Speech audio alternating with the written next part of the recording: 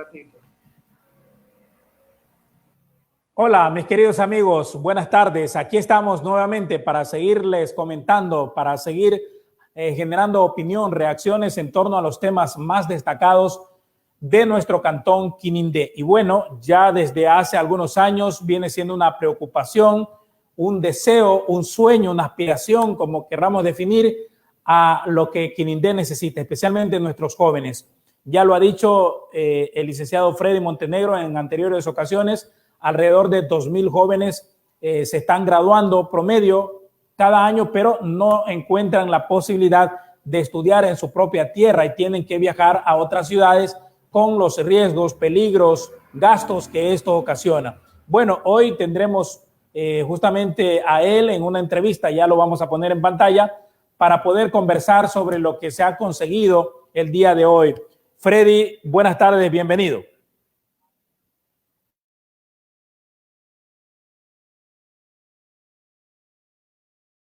Habilitemos el micrófono, por favor.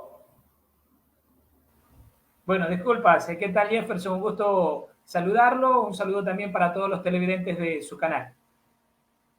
Sí, justamente decíamos que es una noticia positiva la que se ha generado hoy cuando en el barrio Los Ángeles hoy tuvimos una grata visita del coordinador a nivel de la Universidad de Santo Domingo y por ende la Concordia, que trae buenas nuevas. Si nos puede un poquito ampliar a qué se debió la visita y qué es lo que se ha logrado. Bueno, brevemente, si usted me lo permite, Jefferson, un poco refrescar la memoria a las quinindeñas y los quinindeños en general.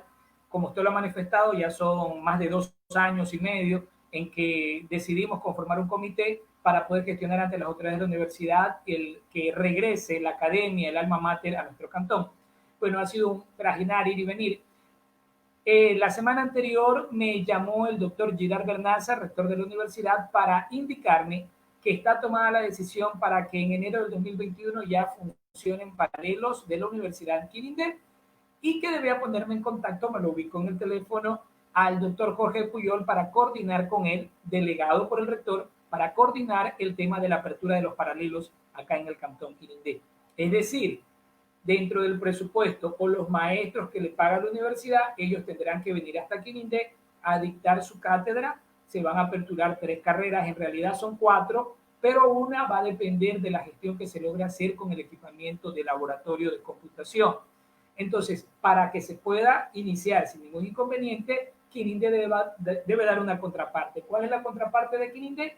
Poder habilitar las aulas en todo lo que tiene que ver, ¿no? A pupitre, conexión a internet, instalaciones eléctricas, lo que tiene que ver a secretaría o parte administrativa, todo equipado con equipo mobiliario de oficina. Y también para poder contar con una de las carreras que sería Ingeniería en Sistemas, debemos contar con un laboratorio de entre 30 a 40 computadores o computadoras, Jefferson.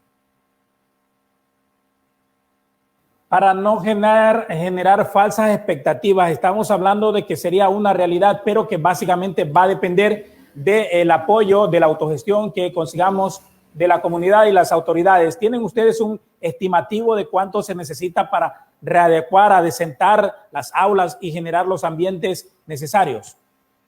Sí, antes de contestarle esa pregunta, y me parece que quedó incompleta la pregunta anterior que usted formuló, el doctor Jorge Puyol es el director de la sede Santo Domingo. Recuerden que la Universidad Técnica Luis Vargas Torres tiene sede en Santo Domingo y funciona concretamente en el Cantón La Concordia.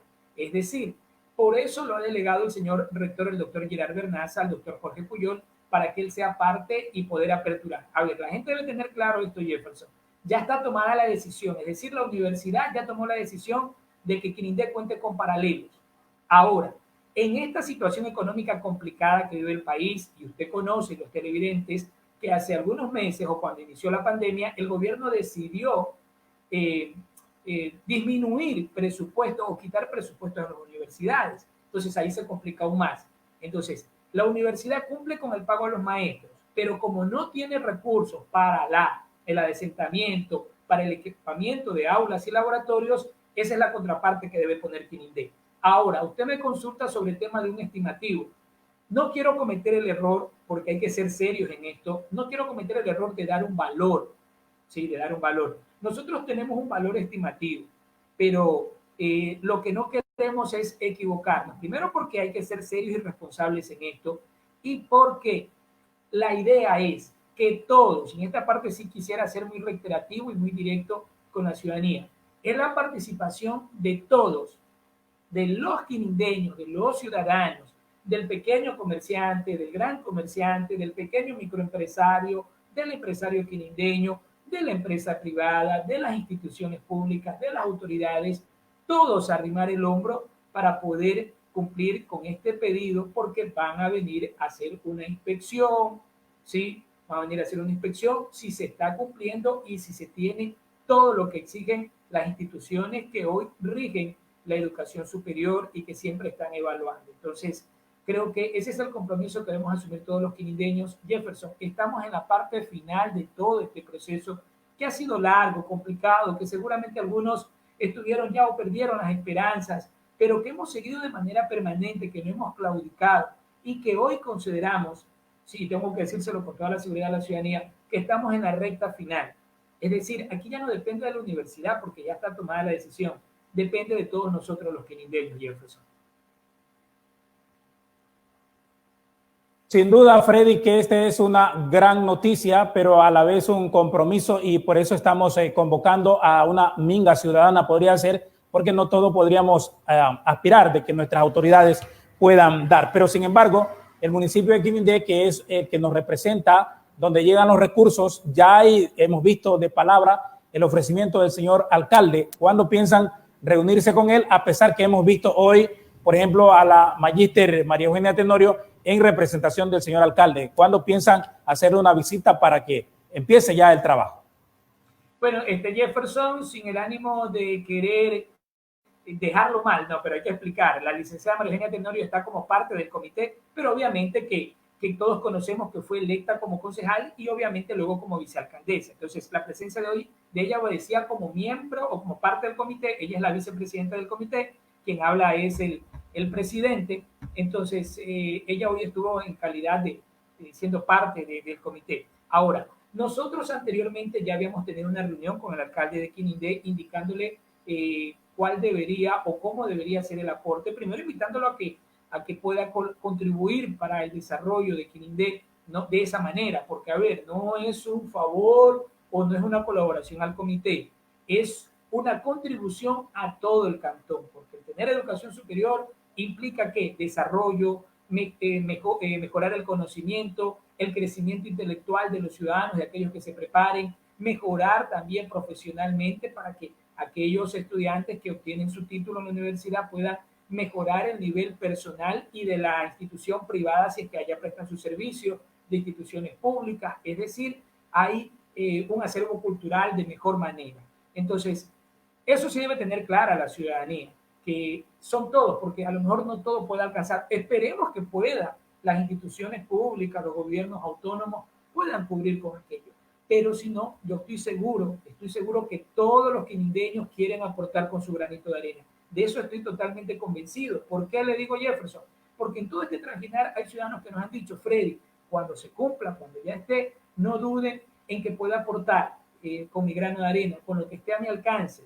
Algunos me han dicho con un Infocus, algunos me han dicho puedo colaborar con un computador, puedo colaborar con sacos de cemento, tiene que ver con cerámica. Entonces, estamos en este momento. ¿Qué se requiere, Jefferson? Mobiliario, no inmobiliario, necesitamos mobiliario, ¿no?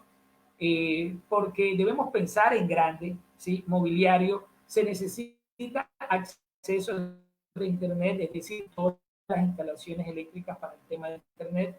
Se necesita un laboratorio de computación, ¿sí? De al menos 40 computadoras. Necesitamos computadoras portátiles para cada aula, porque hoy las instituciones públicas que rigen educación superior son muy exigentes en este tema. Necesitamos que funcione una oficina, no en el centro, sino en el mismo campus, y hay que adecuar. Una de las aulas hay que adecuarla como oficina, como parte administrativa. Deben estar todo lo que tiene que ver al mobiliario de oficina. Entonces, todo eso se requiere, hay que hacer un adesentamiento, hay que pintar aulas, toda la fachada interna, externa. Entonces, requiere de una gran inversión, hay que pagar a quienes van a trabajar en aquello. Entonces, por eso le decían antes que sería un error de nuestra parte dar un valor, pero esperamos que ya en estos días, con esta información que es muy positiva, todos ya puedan irse organizando en grupos para poder contribuir. Recordemos un poco las carreras que estarían empezándose, porque ha dicho claro el coordinador, es solamente un comienzo y depende mucho de ustedes, de que esto continúe y que sea más fortalecido. Sí, hoy la visita del doctor Puyol, para que la ciudadanía también pueda conocer, él hizo una visita el fin de semana para conocer más de cerca en qué condiciones está el Campus Los Ángeles, ¿no?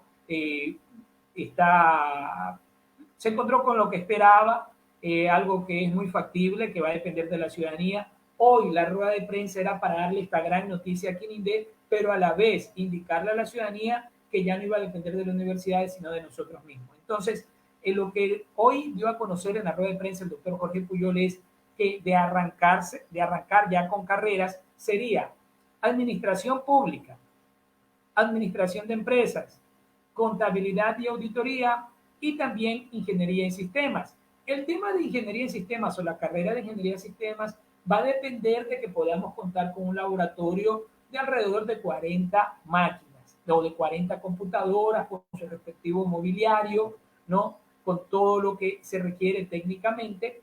Y si contamos con ese laboratorio, Jefferson, y a los televidentes, podemos contar con la carrera de ingeniería en sistemas. Entonces, eso es lo que ha indicado el doctor Jorge Puyol, que es el director de la universidad con sede en Santo Domingo, concretamente en el cantón La Concordia. Se habla hasta el momento de 120 cupos, ¿sí? De 120 cupos para Quinindé, pero como lo digo, va a depender de nosotros, de todos en sí. Así es. Bueno, no nos queda más que felicitarle. Entiendo que también lo hacemos extensivo a su grupo de apoyo y desde acá también aunamos esfuerzos, hacemos la convocatoria a toda la ciudadanía.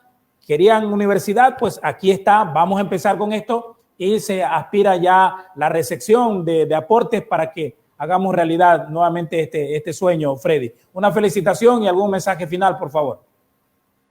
No, me gustaría, Jefferson, y si usted me lo permite, dentro de esta convocatoria que hacemos a todos los ciudadanos, es que nos despojemos de cualquier interés, es decir, de cualquier tema, despojémonos de cualquier situación, es decir, a ver, hay que ser muy claros, que no se vaya a malinterpretar si a lo mejor nos vamos a reunir con todos los sectores, con todos, para aquellos que aspiran a alguna dignidad. Yo creo que el mejor momento y la mejor demostración de querer el progreso para el pueblo, para la ciudadanía, para el caso de Quinindé, es que en este momento aporten, en que en este momento puedan dar su contingente, ¿sí? El ciudadano con lo que tenga, ¿sí? Pueda colaborar, que tienen para un saco de cemento, que tienen para dos, que tienen para cerámica. ¿Por qué? ¿Por qué hablamos de cerámica? Porque con el tema de los movimientos telúricos, hubo una parte que se levantó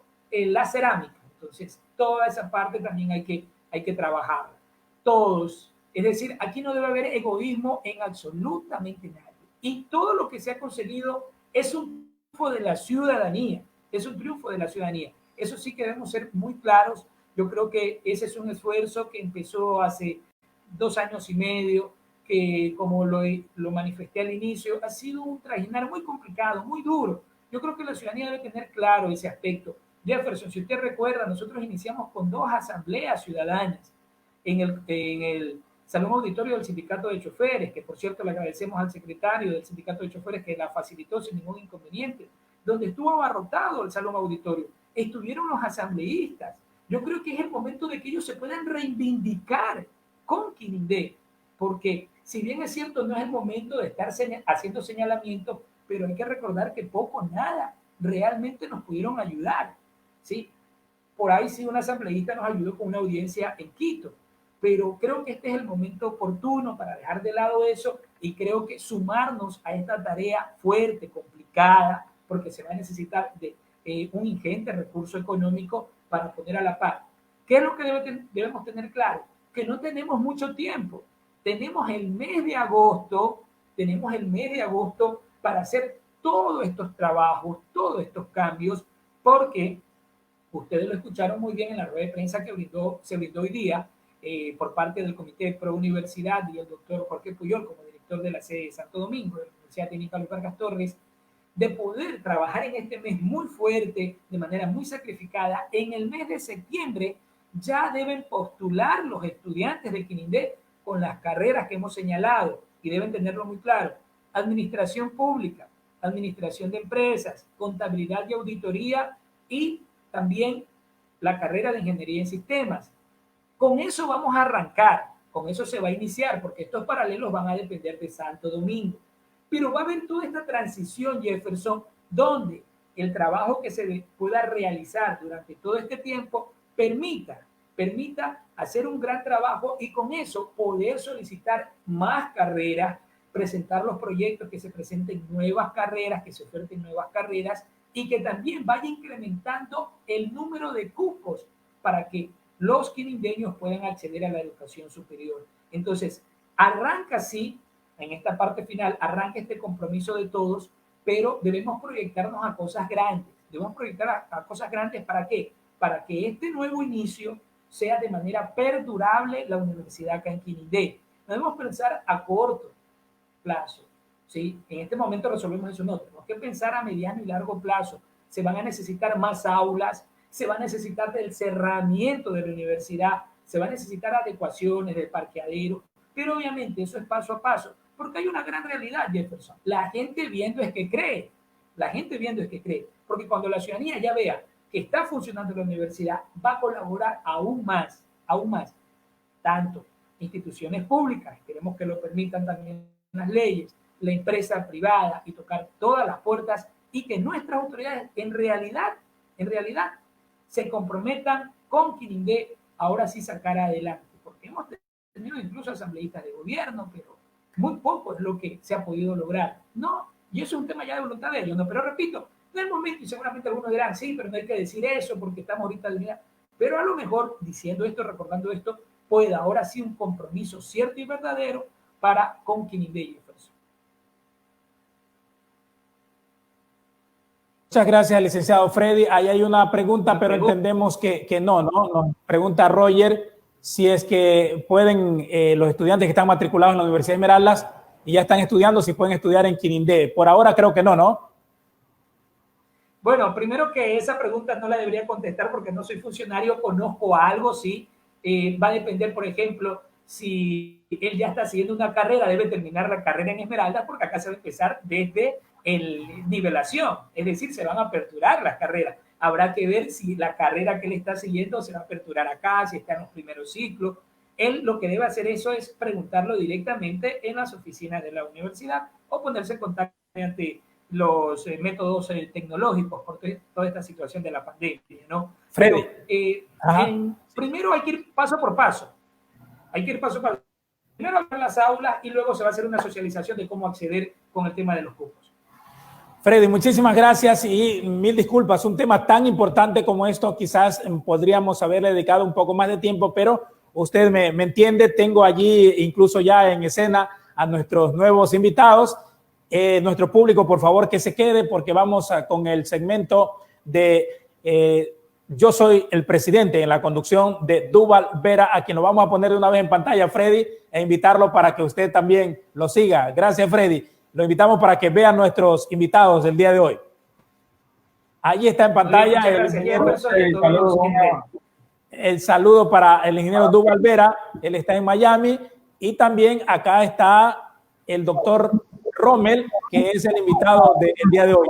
Y van a tratar el tema de la salud en Quinindé. Con ellos nos quedamos entonces. Le damos la bienvenida.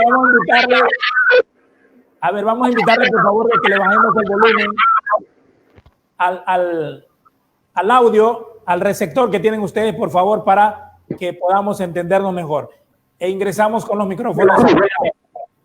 ¿Verdad? Entonces, gracias, Freddy, y seguimos conversando en la próxima, ¿no? Gracias, Jefferson.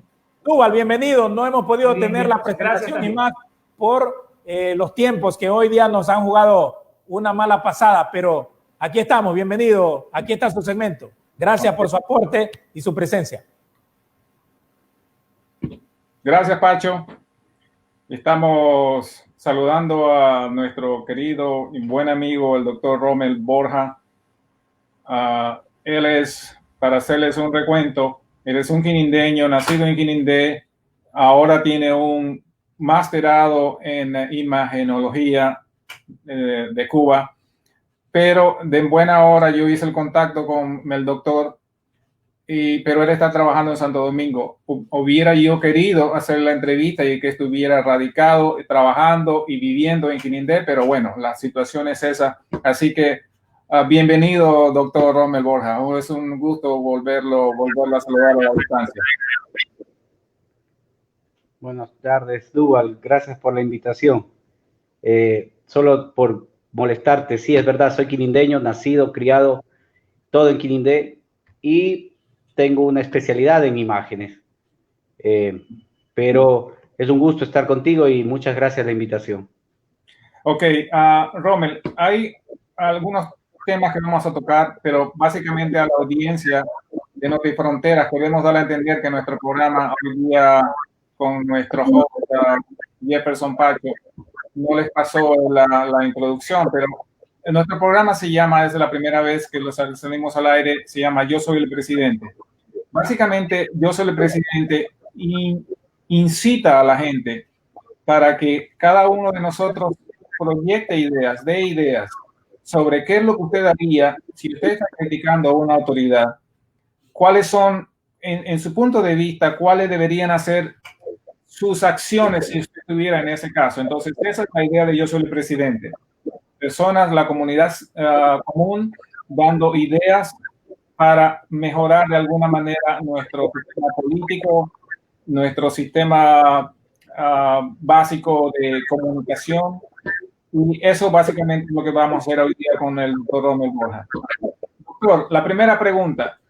Si usted fuera presidente, me refiero, si uno puede ser presidente en cualquier aspecto, ¿no? Hablemos desde el sistema político ecuatoriano hasta en diferentes entidades, incluso de dirección o presidencial su casa, por ejemplo. Si usted fuera presidente, la situación del coronavirus en Ecuador, ¿cómo lo hubiera manejado? Bueno, Duval, la situación mundial, la situación del país y de todos los países, y en especial ahora refiriéndonos a Latinoamérica, de esta pandemia es muy compleja. Creo que cualquier presidente, por más capacitado que sea o quiera estar o haya estado, se vio desbordado por esta situación. Ahora, ¿qué haría o qué se podría hacer?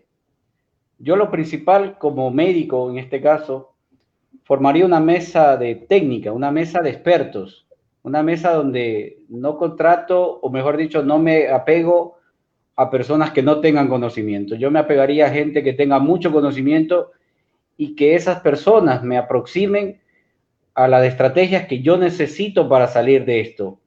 En el Ecuador hay muy buenos profesionales en el tema de epidemiología, en el tema de pandemias, en el tema de enfermedades infecciosas, en el manejo de farmacología, en el manejo de medicina interna.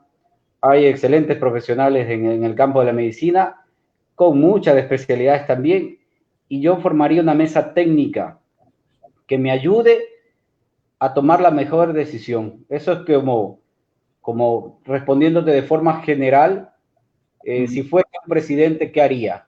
Si fuese un presidente, trataría de formar una mesa técnica, ¿no? De la forma más profunda. Lo que me estás diciendo es que tus asesores son quienes a ti te darían la información que necesitas para tomar las decisiones. Si fuese el presidente, no un presidente médico, sino un presidente de cualquier otra especialidad, o sin tenerla, yo de la forma más sensata buscaría asesorarme, porque si no tengo el conocimiento, necesito el conocimiento. Y tú sabes... Buen punto lo que acabas de decir. No necesariamente uno tiene que ser experto en los temas cuando está dirigiendo una entidad. Pero lo que se necesita, como tú dices, es una mesa técnica, rodearse de gente que tenga la especialidad en el problema que vamos a resolver. Ese es el punto para rescatarla, Rommel. Sí, ese era tu punto, ¿verdad? Exacto. Si me lo preguntan en son general, como un presidente de un país o de una región, necesito asesorarme porque el conocimiento es tan grande que un experto me puede ayudar. Claro, la decisión en última manera o de última forma la tomo, pero ya sería una decisión más consensuada, una decisión más pensada, una decisión que se puede tener con mayor claridad apegada a lo que necesito. Te hago nuevamente la pregunta ahora un poco más directa. ¿Cómo crees que en Ecuador se ha manejado la crisis del coronavirus, hablando desde el presidente?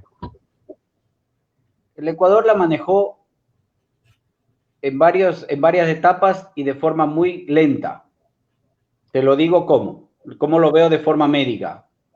Si ya en enero nosotros como ecuatorianos y latinoamericanos sabíamos que en China estaba pasando algo muy grave, yo hubiese mandado, digamos, que una comisión, hubiese formado un equipo de expertos que me digan realmente lo que está sucediendo o cuáles son las características de esa enfermedad, para que me traigan información, para que se me diga qué es lo que se está haciendo y tomar medidas de las que tanto se habla, pero de manera más rápida o de manera más eficaz. Porque hablándolo como país, hemos hecho todo lo que se nos ha recomendado, pero siempre lo hacemos un poquito tarde, siempre lo hacemos a una escala más tardía, y eso nos ha costado tanto, nos cuesta tanto. ¿Tú crees que la cantidad de muertos, de personas fallecidas relacionadas con el COVID, ahora sé que tienen una información un poco más directa porque antes era solamente acumulación de todos los fallecimientos? ¿Tú crees que se pudo haber hecho algo mejor y así haber evitado tantas muertes? El número de muertes, considero que en Ecuador muy poco se hubiese evitado. Muchas personas con este comentario van a surgir a contradecirme. ¿Pero a qué me refiero? Que el sistema de salud como tal ya tenía un déficit. Entonces, sumado al desorden, por decírtelo de alguna manera, social que tenemos y cultural que tenemos a nivel nacional, hablando de un porcentaje alto de personas, no son todas, pero el número de muertos se hubiese podido evitar en un porcentaje menor quizás, porque ya teníamos grandes patologías enclaustradas en este país. Recuerda que no existe el coronavirus únicamente en Ecuador. En Ecuador tenemos diabetes, tenemos hipertensión, tenemos malnutrición en adultos mayores, tenemos parásitos todavía presentes, que por ejemplo, si hablamos de Estados Unidos, en Estados Unidos hablar de parasitosis es recordar la historia, pero en Ecuador hablar de parasitosis es el día a día de un médico, el día a día de un médico en cualquier consulta. Entonces, si ya tengo todas esas enfermedades, el coronavirus simplemente vino a copar de una manera brutal. Ok, entonces, voy un poquito más adentro, doctor. Tú trabajas en un prestigioso hospital cerca de Esmeraldas, básicamente en Santo Domingo. No voy a decir el nombre, pero tú hablas de déficit.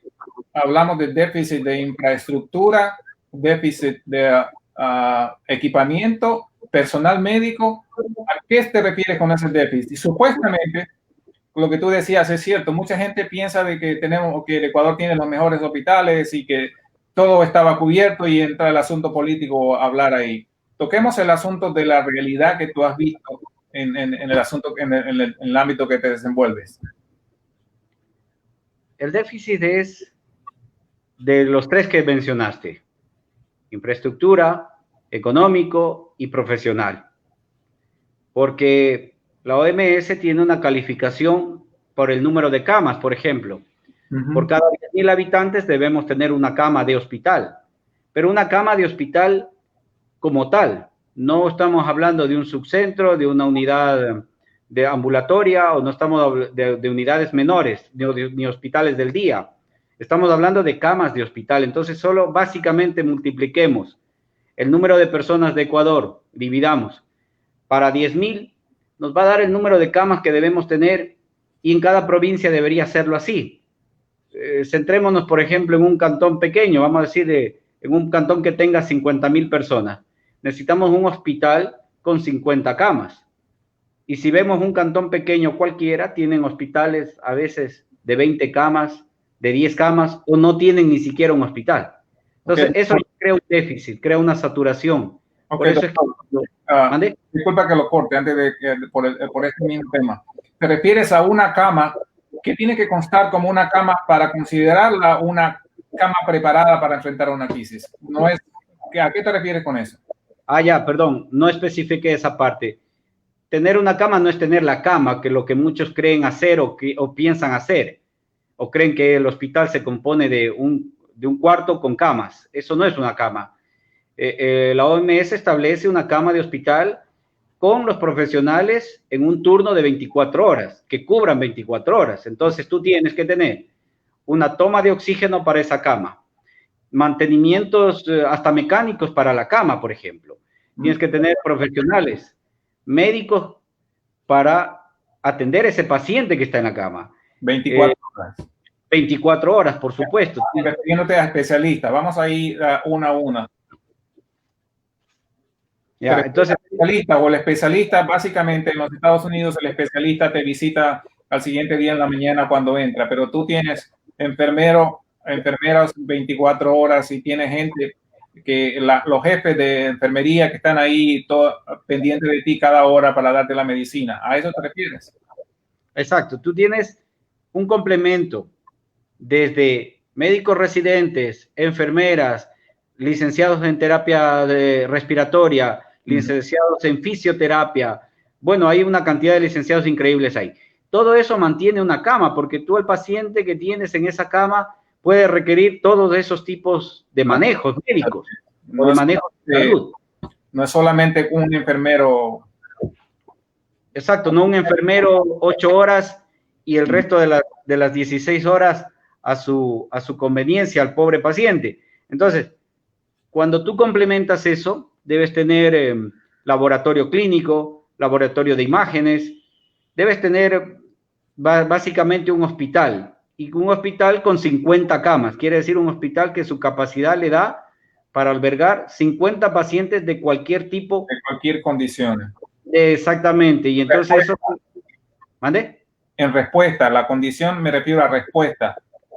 Exacto, porque no me sirve de nada tener un hospital de 100 camas donde tengo que referenciar todo, tengo que mandar todo a Quito, tengo que mandar todo a Guayaquil, tengo que mandar todo a una provincia mayor, más grande. En el caso del sur del Ecuador, a Cuenca. Entonces, imagínate lo que significa para un paciente tener que ingresar enfermo, llegar a un sitio de atención médica unas horas y luego en una ambulancia exponerse al transporte, porque en el transporte pueden pasar muchas cosas, llegar al hospital y de repente no, también está saturado. O sea, esa exposición en los países normales no se da porque ya el paciente llega al hospital, ya llegó al hospital. Ok, yo te voy a contar para nuestro amigo Cuero Cabeza Winston, vamos a hablar sobre ese tema, pero yo te voy a hacer una referencia. Yo estuve internado en un hospital público en los Estados Unidos. Te pregunto yo a ti, si llegas a las 12 de la noche con un problema gastroesofágico, en este momento, ¿cómo funciona el Ecuador? Llaman, básicamente lo que siempre dice la gente, ¿llaman en ese momento al gastroenterólogo o hay uno que tiene que ser residente en diferentes áreas? Debería ser ese el ideal. ¿Cómo funciona Ecuador? Ecuador funciona con un sistema que tiene niveles. Desde el primero, el más básico. Segundo nivel, el hospital en el que yo me encuentro, que es un hospital de más o menos 150 camas. Okay. Y luego un hospital de tercer nivel o de especialidades. Lo que me dices tú, si ingresas por un problema gastroesofágico, el paciente tendría que esperar, si es que es un hospital de tercer nivel, hasta la mañana siguiente para ser atendido por el especialista. Si es de segundo nivel y cuenta con el especialista, pues podrían llamarlo, podría estar de llamada. Pero si es uno solo para cubrir todo un hospital, él podrá cubrir 8 horas de lunes a viernes, que es lo que la ley inclusive y humanamente se permite. Entonces, Si llegaste a las 2 de la mañana, tendrás que esperar que el especialista llegue, hablando de segundo nivel. Y si hablamos de primer nivel, no tienes nada, ¿no? Tienes médicos en formación o médicos recién graduados para atender la emergencia. Ok, entonces nos estamos dando cuenta de que los déficits o de la situación en Ecuador, lo que tú dices, el déficit fue económico. Ahora veo que dejas entender que el déficit es, en nuestro caso, es profesionales, que lo hemos notado en el caso del coronavirus. Pero yo te quiero hacer la última pregunta referente al tema general de la implementación de los hospitales y el manejo de la crisis. Y te hago otra referencia. La gente se queja mucho sobre el tiempo de respuesta del personal médico en emergencia. Sé que trabajaste mucho tiempo haciendo ese tipo de cosas. En emergencia, ¿cuál crees que debería ser la solución para ser más efectivos en la emergencia y evitar eso de esperar una emergencia, de tener que esperar horas y salvar la vida humana? En el caso de Ecuador hay que cambiar básicamente el sistema de calificación de hospitales, ¿no? Porque voy a decírtelo, tú conoces y yo he estado en otros países donde el sistema no se comparte como acá en Ecuador, donde tengo primero, segundo y tercer nivel. Las emergencias pueden ser tan graves en una ciudad pequeña como en una ciudad grande. Entonces, si llegas a un primer nivel con una emergencia grave, lo más seguro que hasta cuando llegues al hospital grande o al hospital de tercer nivel estés muerto. No te va a dar tiempo y la hora vital que se necesita en traumatología o en shock de trauma se pierde. Entonces, la pregunta tuya, ¿qué hacer? Capacitar a los primeros niveles, segundos niveles, con el personal que se requiere para atender emergencias, con los materiales que se requiere para atender emergencias y con la infraestructura que se requiere para atender emergencias. Entonces, aunque no sean hospitales tan grandes, que tengan todas, que por lo menos tengan, como dices tú, lo adecuado para una emergencia. La cumplo y luego de eso vemos por lo menos cómo llevarlo a otro sitio. Te hago una referencia. ¿Cómo yo sé, estoy enfermo y cómo puedo definir en qué nivel de hospital tengo que ir? ¿Se podría generalizar eso? ¿Sabes qué? Si tengo una pancreatitis, no debería ir yo al padre Alberto Buffoni y debería buscar inmediatamente un hospital de un nivel. ¿A eso te refieres? ¿Esa debe ser la idea del paciente? No, del paciente, te explico algo. El paciente no escoge el hospital, ni sabe cuál es su enfermedad, ni conoce la gravedad de su enfermedad. Los hospitales, por lo menos ya los de segundo nivel, por lo menos los del segundo nivel en Ecuador cuentan con un sistema que se llama triaje. En inglés, triage. El triaje te permite al médico que te evalúa de entrada clasificarte para por lo menos saber qué tan grave estás o cuál es tu emergencia. Okay. Pero cuando hablamos de lo que me preguntaste, cómo cambiar el sistema debería ser de que se incluya triajes, que se incluya estas situaciones donde sí puedo yo manejar algo de forma estabilizando a un paciente y ya por lo menos algo más complejo, mucho más laborioso, enviarlo a otro hospital, pero de manera que yo le he dado una atención completa o por lo menos la más completa de ese nivel. Pero okay. Si tengo... ¿Te refieres a que debo estar preparado en hacer todo los test de sangre o de tipo de laboratorio para que te dé la información que tú necesitas para hacer el diagnóstico? ¿Te refieres a eso? Claro, tú, por ejemplo, vamos a decir un hospital pequeño de una ciudad pequeña, si llegas con una fractura a las 12 de la noche, no tienes quien te haga un rayos X. No sabes si el hueso está fracturado o en qué condiciones está fracturado. ¿Tienes laboratorio? No tienes laboratorio, entonces no sabes si ese paciente, por ende, puede estar inclusive con una infección sobreañadida o con el mismo coronavirus. Entonces, no tienes un diagnóstico y aún así te toca, como yo sé decir o les sabía decir a mis residentes más jóvenes en Quinindé, empaquetarlo y mandarlo. Y mandarlo a otro lado. Ajá. Y mandarlo a otro lado. Entonces nos convertimos en derivólogos. Todo lo derivamos a otra parte. Okay. Pero te hago una pregunta por el tiempo.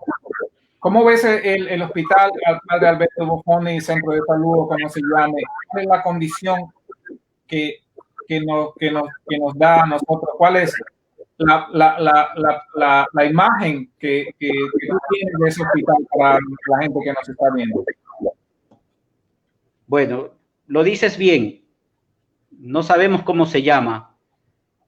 Padre Alberto Buffoni lo fundó con la idea de hacerlo un hospital, pero es un centro de salud ampliado.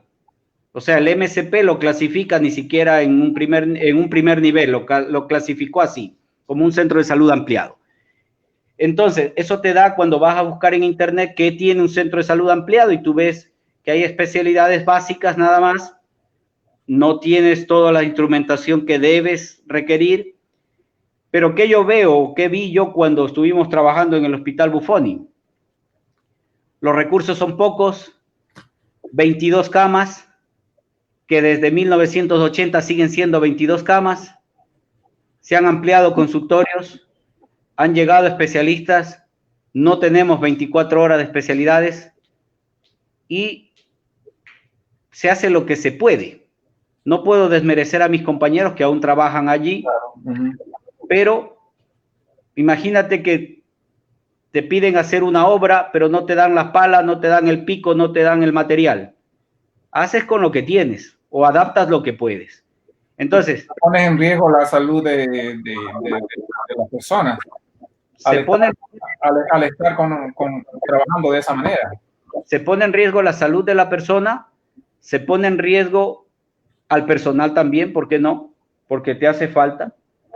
Muchos me van a criticar y me van a decir que hay todo. No, no es así porque se necesitan especialistas, se necesitan camas, como hablamos al inicio, camas con soporte de oxígeno, camas con laboratorio, cama con laboratorio de imágenes, enfermería, personal en licenciado. Se necesita mucho personal. Y lo otro, ¿qué más veo yo ahí? Que tenemos una población que requiere un hospital con por lo menos 50 camas, pero un hospital. Pero camas, las que te refieres, completas, todo el equipamiento, la infraestructura y más los profesionales, ¿a eso te refieres? Exacto. Okay, te hago una pregunta directa. ¿Cómo crees que ha manejado la crisis el director Echeverría? ¿Cómo manejó la crisis del coronavirus en tu perspectiva? Sé que estás en Santo Domingo, pero obviamente tú tienes muy de cerca la información. Veo, como tú dices, veo de lejos, ¿no? Veo de lejos la situación de Quinindé como tal, ¿no? Tienes una población en contra, una población que no te ayuda mucho. Eso hay que verlo. Tienes un Ministerio de Salud con recursos muy limitados. Actualmente, te lo digo, en el hospital en el que yo trabajo, no hay cómo contratar un solo profesional más de salud. Tienes que enfrentarte a eso, ¿no? Ahora, ¿cómo se manejan las crisis? ¿Cómo se maneja el coronavirus? En la respuesta que se ha tenido, como el MSP, se llevan las directrices, se ha llevado a las directrices, he visto que se ha llevado a las directrices, pero obviamente ha desbordado al sistema. Lo que hablamos al inicio, no hablamos de Quinindé en específico, ni del MSP o del IES. Desbordó todo el sistema. Se ha manejado conforme al requerimiento del MSP, se ha manejado en base a los recursos y se ha manejado con el personal que se ha tenido a la mano. Y también se ha luchado, y veo que se lucha mucho contra la población, o sea, al nivel cultural de la población. No critico Quinindé, soy un quinindeño más, pero cuando hay que decir estas cosas hay que decirlas de frente. Estamos terminando, Rommel. Muy interesante el tema y nos quedó corto el tiempo. Te hago dos preguntas. Yo siempre había criticado, o alguna vez hice una crítica grande que se malinterpretó, por el asunto de la falta de experiencia del doctor Echeverría, quien es el director del hospital. ¿Tú crees que influye la falta de experiencia? Al principio me decías que no depende de la experiencia, sino de tus asesores. Te hago dos preguntas. ¿La falta de experiencia influyó en la situación grave que se está encaminando los más y más casos de gente infectada con el coronavirus? ¿O es los asesores que él tiene más experiencia que no le están ayudando mucho?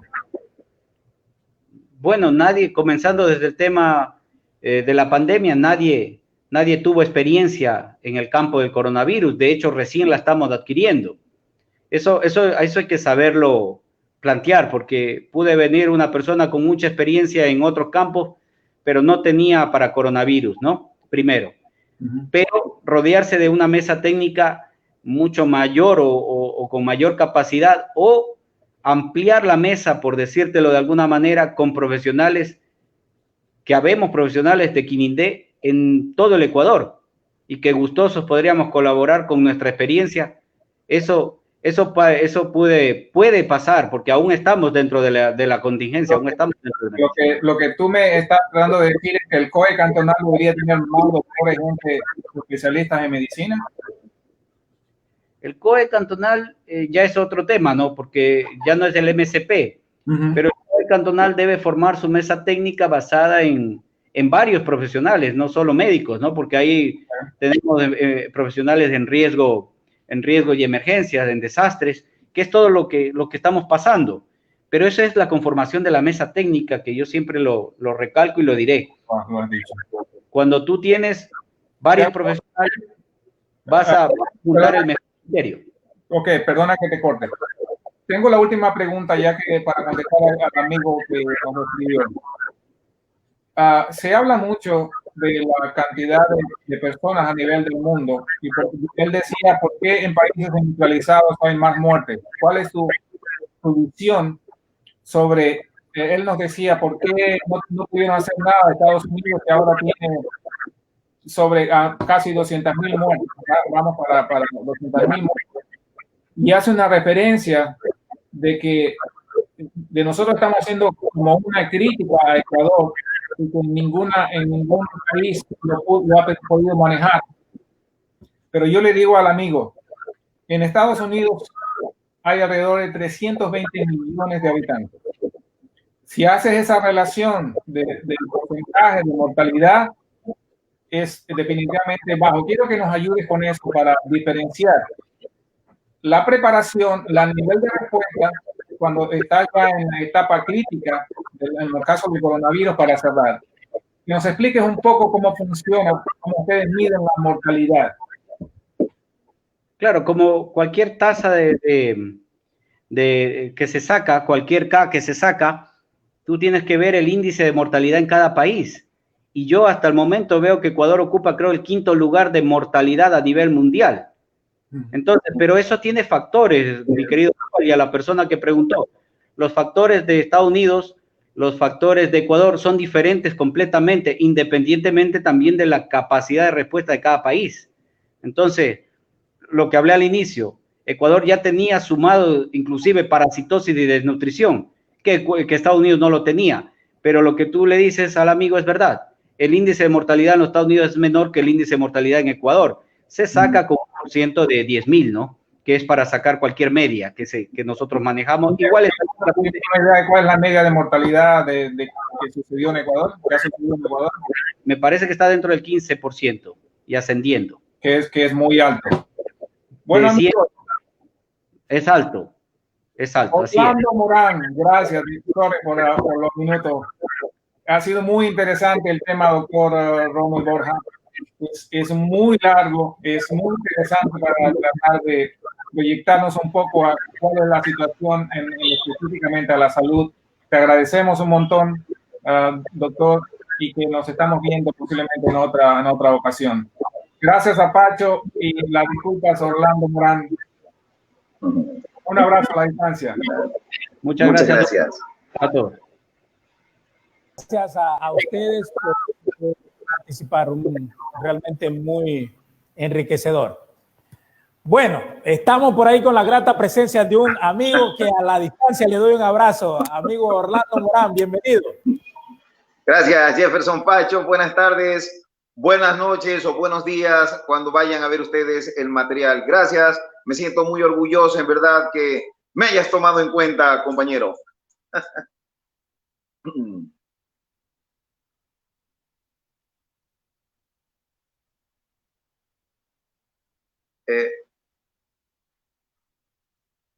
Tengo problema del audio. Sí, no, era acá.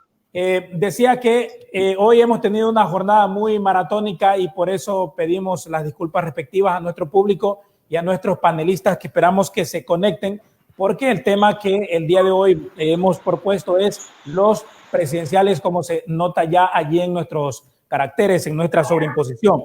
De manera que, Orlando, vamos a esperar unos minutos hasta que nuestros otros compañeros panelistas puedan conectarse, porque por este tema, como he explicado, nos hemos retrasado un poco, pero entiendo que ya en pocos minutos más estaremos conectados. Hasta tanto, Orlando, ¿cómo vamos? ¿Cómo está la labor periodística? Muy bien, Jefferson, tengo 2 pequeños contratos en Quito y en Guayaquil, entonces me dedicaré también nuevamente a lo que es periodismo. Radio Atalaya en el puerto principal me ha pedido también mi humilde contingente, entonces estaremos haciéndolo utilizando esta tecnología. Estaré transmitiendo también para una radio online en la capital de la República y, como digo, aprovechando lo que la tecnología nos da, nos brinda, y sobre todo también saber que vamos a seguir incursionando en este quehacer periodístico. Sin duda, Orlando. Estamos allí haciendo la respectiva conexión ya con nuestros otros invitados. Ajá. Y entiendo que pocos segundos más estaremos ya listos, ¿no? Sí. Bueno, un poco la dinámica, Orlando, es preguntas-respuestas. Ojalá sean de unos 2 minutos cada una, pero podemos ir ya avanzando. Ya tenemos ahí, vamos a ponerlo en pantalla una vez. Le damos la bienvenida al abogado Gualberto Gámez. Bienvenido, abogado. Gracias por aceptar sociólogo. la invitación. Sociólogo. Corrijo, el sociólogo. Estamos esperando. Muchas gracias, Jefferson. Porque hemos tenido un retraso con el tiempo, pero ya vamos a esperar. Solamente nos falta el sociólogo también, Valencia, y el sociólogo Pablo, que ya se va a conectar. Nos vamos a esperar un ratito nada más, pedimos un poquito de paciencia para que entremos en detalle del tema propuesto para el día de hoy.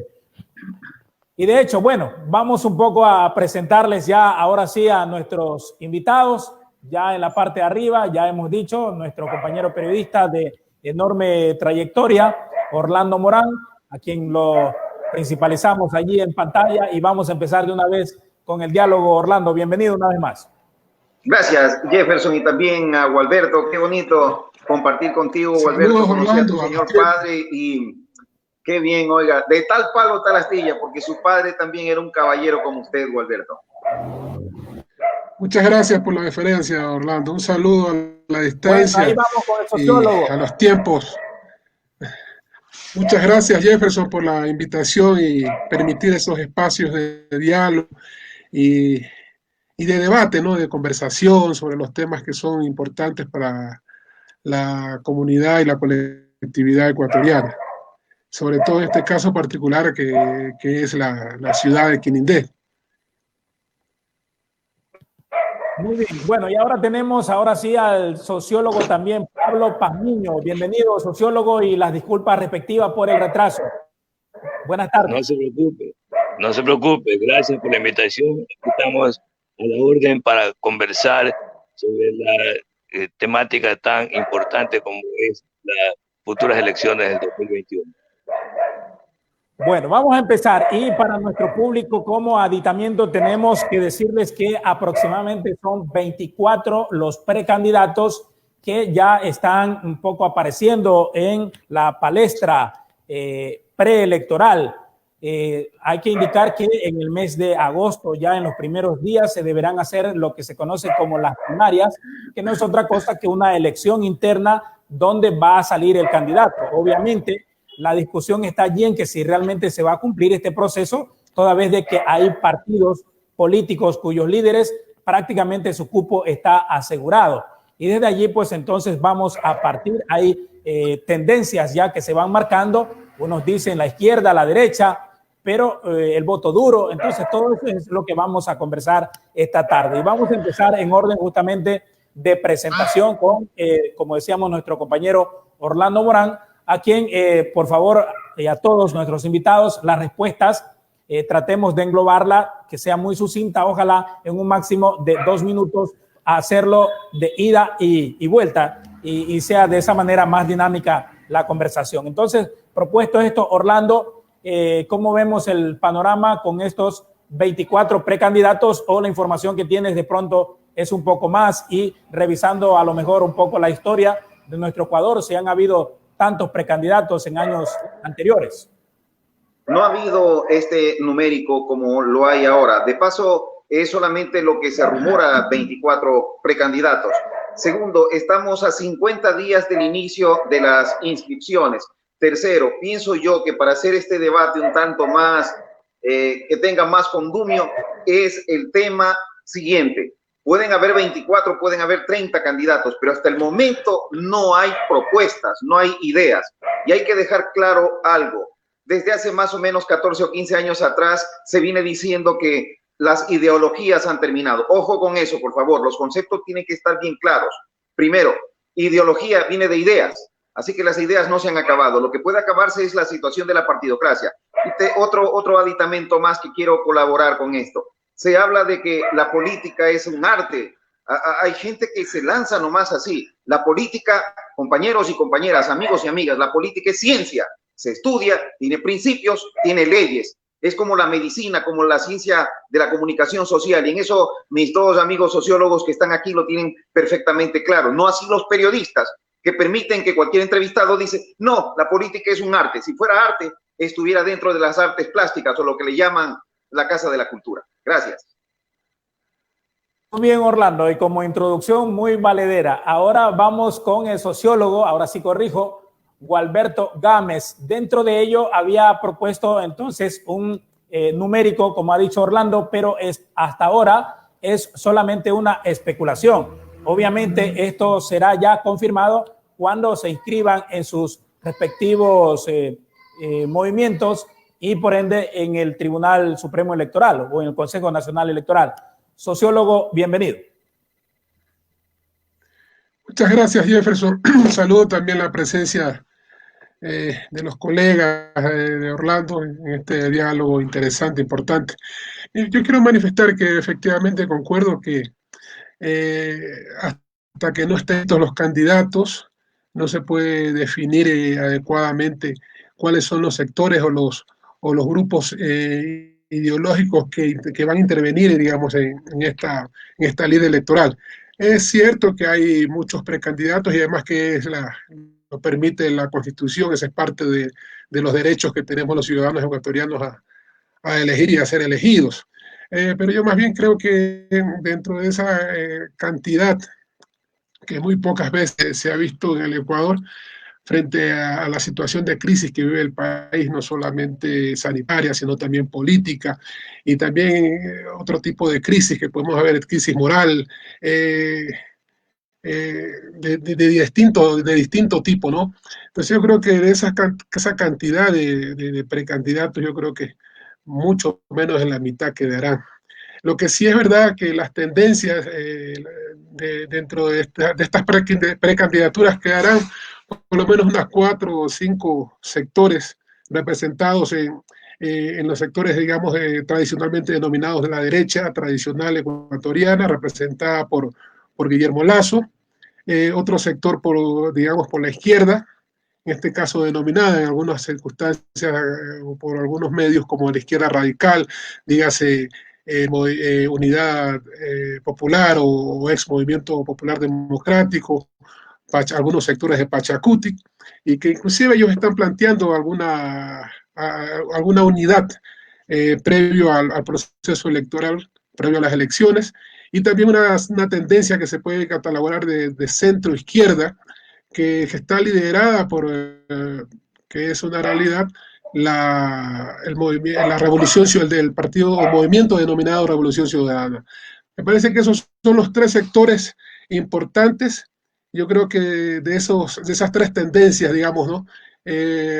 La izquierda radical, centro izquierda, la derecha, o en muchos casos la extrema derecha, que todavía no está muy configurada ideológicamente, porque sus postulados son muy amplios y no permiten definir adecuadamente cuál es su postura ideológica dentro de lo que es la corriente derecha en este país. Pero creo que a lo mucho habrá unos 5, 6 candidatos, se me ocurre, visto el panorama electoral actual. Ahora, este número de candidatos o precandidatos posiblemente se da por el impulso que han tomado a través de las leyes de nuestro país en que los movimientos o partidos políticos reciban un aporte económico para financiar parte de su campaña. Podría ser por allí, un poco pensando en democratizar los espacios. Entiendo que esa fue la intención, pero parecería también que se está malinterpretando esta idea. Sociólogo Juan Valencia, bienvenido.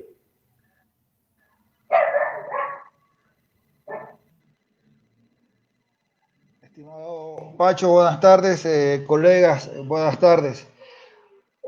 Si bien la reforma al Código de la Democracia, donde se establecía que el Estado podría financiar la participación de movimientos y partidos políticos, pretendía de alguna manera incentivar la participación democrática, esto también en los actuales momentos se ha convertido como un efecto de boomerang, ya que tenemos y vemos la participación de candidatos que desde el inicio se sabe que no van a llegar a ningún lado, se sabe que no van a tener la aceptación por parte de la ciudadanía y inscriben su candidatura, haciendo un gasto para el erario nacional.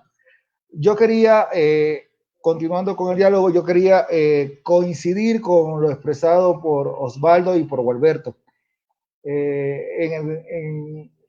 Ahora tenemos un número bastante elevado de candidatos o precandidatos a la presidencia de la República. Estas aspiraciones se van a reducir conforme vaya pasando el tiempo y se vaya acercando a la inscripción. Además, se van a realizar alianzas y se van a concentrar en las tendencias que había identificado Gualberto en la intervención anterior. Sociólogo Pablo Pazmiño, estas desapariciones, como ha señalado el sociólogo Juan Valencia, podríamos empezar diciendo, por ejemplo, como Jimmy Jairala, que ha dicho que no va, por ahí ya Nebot, que a decir de él estaba arriba en las encuestas, pero hay otros analistas que dicen que no, que a lo mejor eso fue lo que lo motivó a no participar, conociendo las reales encuestas que están en el país. Otro que a lo mejor ya no iría es Tandazo.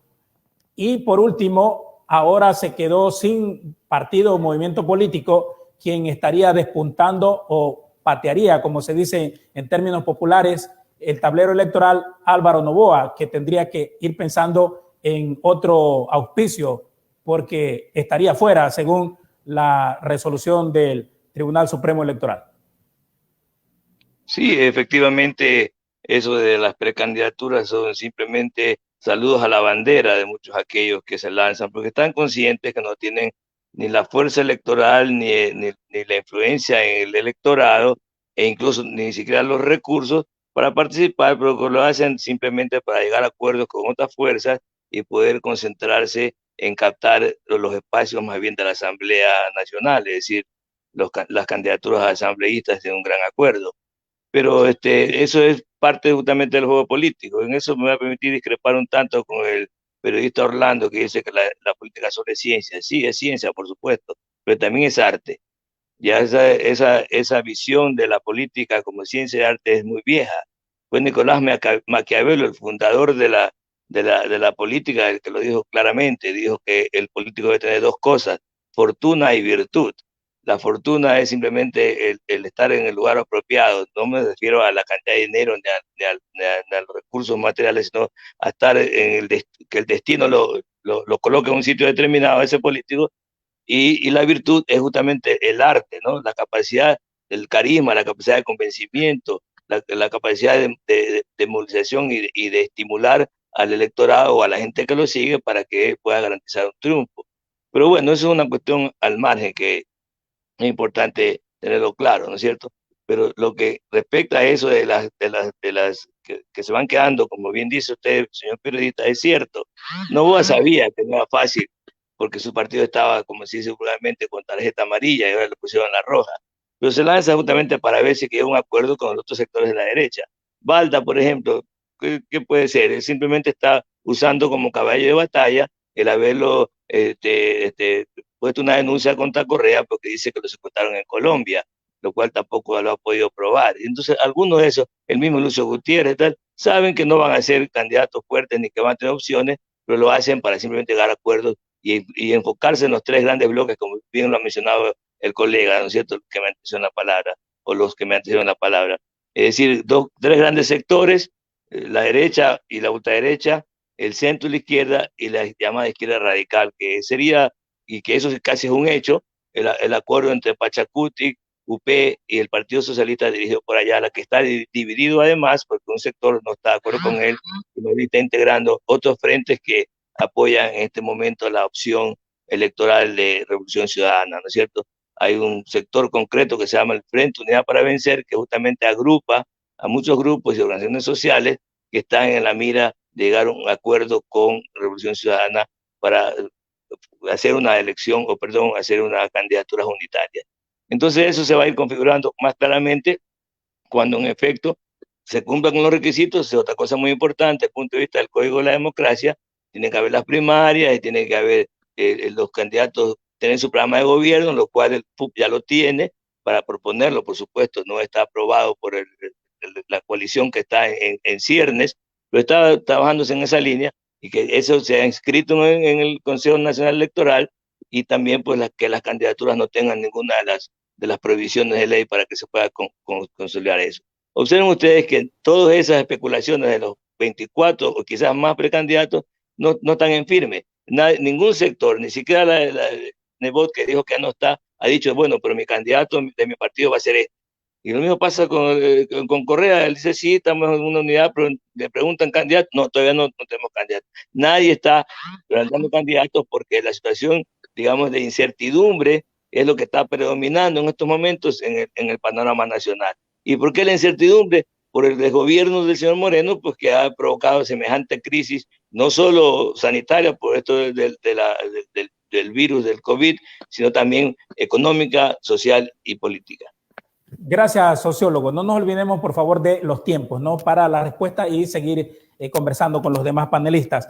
Orlando, hay análisis a nivel de politólogos, de gente entendida, especialistas en el tema, de que ponen a un candidato, cualquiera que auspicie el correato, en la segunda vuelta, y otros que estarían entre los indígenas o Álvaro Noboa.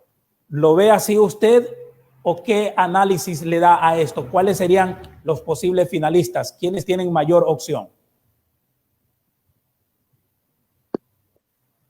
Lo que Gualberto había manifestado desde un principio, de forma muy didáctica, lo dijo en cuanto a las tendencias y ubicó a la Revolución Ciudadana en el centro izquierda, porque hay que aclarar algo. La Revolución Ciudadana es socialdemocracia, no es una revolución como la hemos entendido quienes hemos estudiado el marxismo-leninismo, es decir, tomar las armas y tomar el poder.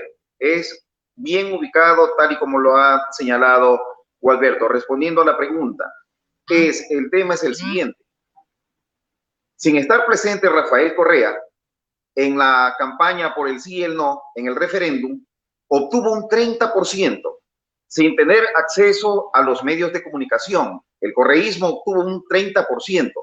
Le preocupa mucho a la derecha política ecuatoriana, porque sin estar presente el líder o el caudillo, como algunos le dicen, porque hay dos diferencias entre líder y caudillo, y los sociólogos perfectamente lo conocen, sin estar presente Rafael Correa y sin estar presente en los medios de comunicación, el no tuvo un 30%. Eso hay que tomar en cuenta, ante lo cual lo permitiría que sí esté presente en una segunda vuelta. ¿Y quién es el que va a estar en la segunda vuelta? ¿O quién es el que llega a la presidencia de la República? Es aquel candidato que irrumpa con el estado de cosas. Eso lo tenemos que tener muy clarito. No va a haber una situación secuencial aquí de mantener el status quo. No, el que va a llegar a la presidencia de la República, y eso se lo doy por firmado, es aquella persona que rompa el estado actual de cosas. Y en eso las campañas políticas actuales, o la campaña electoral, perdón, actual, se va a manifestar. Es una campaña electoral atípica. Ya no habrá el abrazo, ya no habrá la tarima, los tarimeros se quedarán pues en el piso. Será una campaña que la van a realizar a través de, como usted lo está haciendo, Jefferson, utilizando los medios de comunicación modernos o alternativos, como también decimos los medios de comunicación.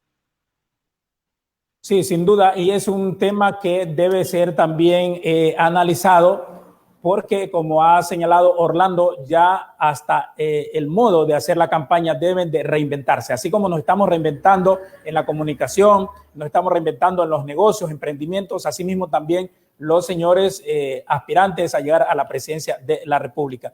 Ahora, sociólogo Gualberto Gámez, quisiéramos consultarle a usted. Ahora los candidatos realmente creen en su convicción, creen en sus ideologías, o simplemente se presentan con sus nombres en cualquier partido que los inscriba, dejando atrás esos pensamientos y esos pensamientos, precisamente, sociólogo, por favor. Lo que pienso es que las ideologías están ahí, ¿no? Y el marketing político ha permitido un poco diluir o poner tras bambalinas las ideologías y proponer cosas o temas que son de interés de la ciudadanía o de los electores, sin identificarse adecuadamente cuál es su postura ideológica. Es decir, los candidatos prometen mejorar la situación del país, así prometen mejorar el tema del empleo, promete mejorar, eliminar la corrupción, que son temas muy amplios, que en definitiva los plantean todos los candidatos porque están dentro del debate de la ciudadanía, porque obviamente ¿quién no quiere el empleo? ¿Quién no quiere la seguridad? ¿Quién no quiere que se acabe la corrupción? Pero no profundizan en el cómo lo van a hacer, ¿verdad?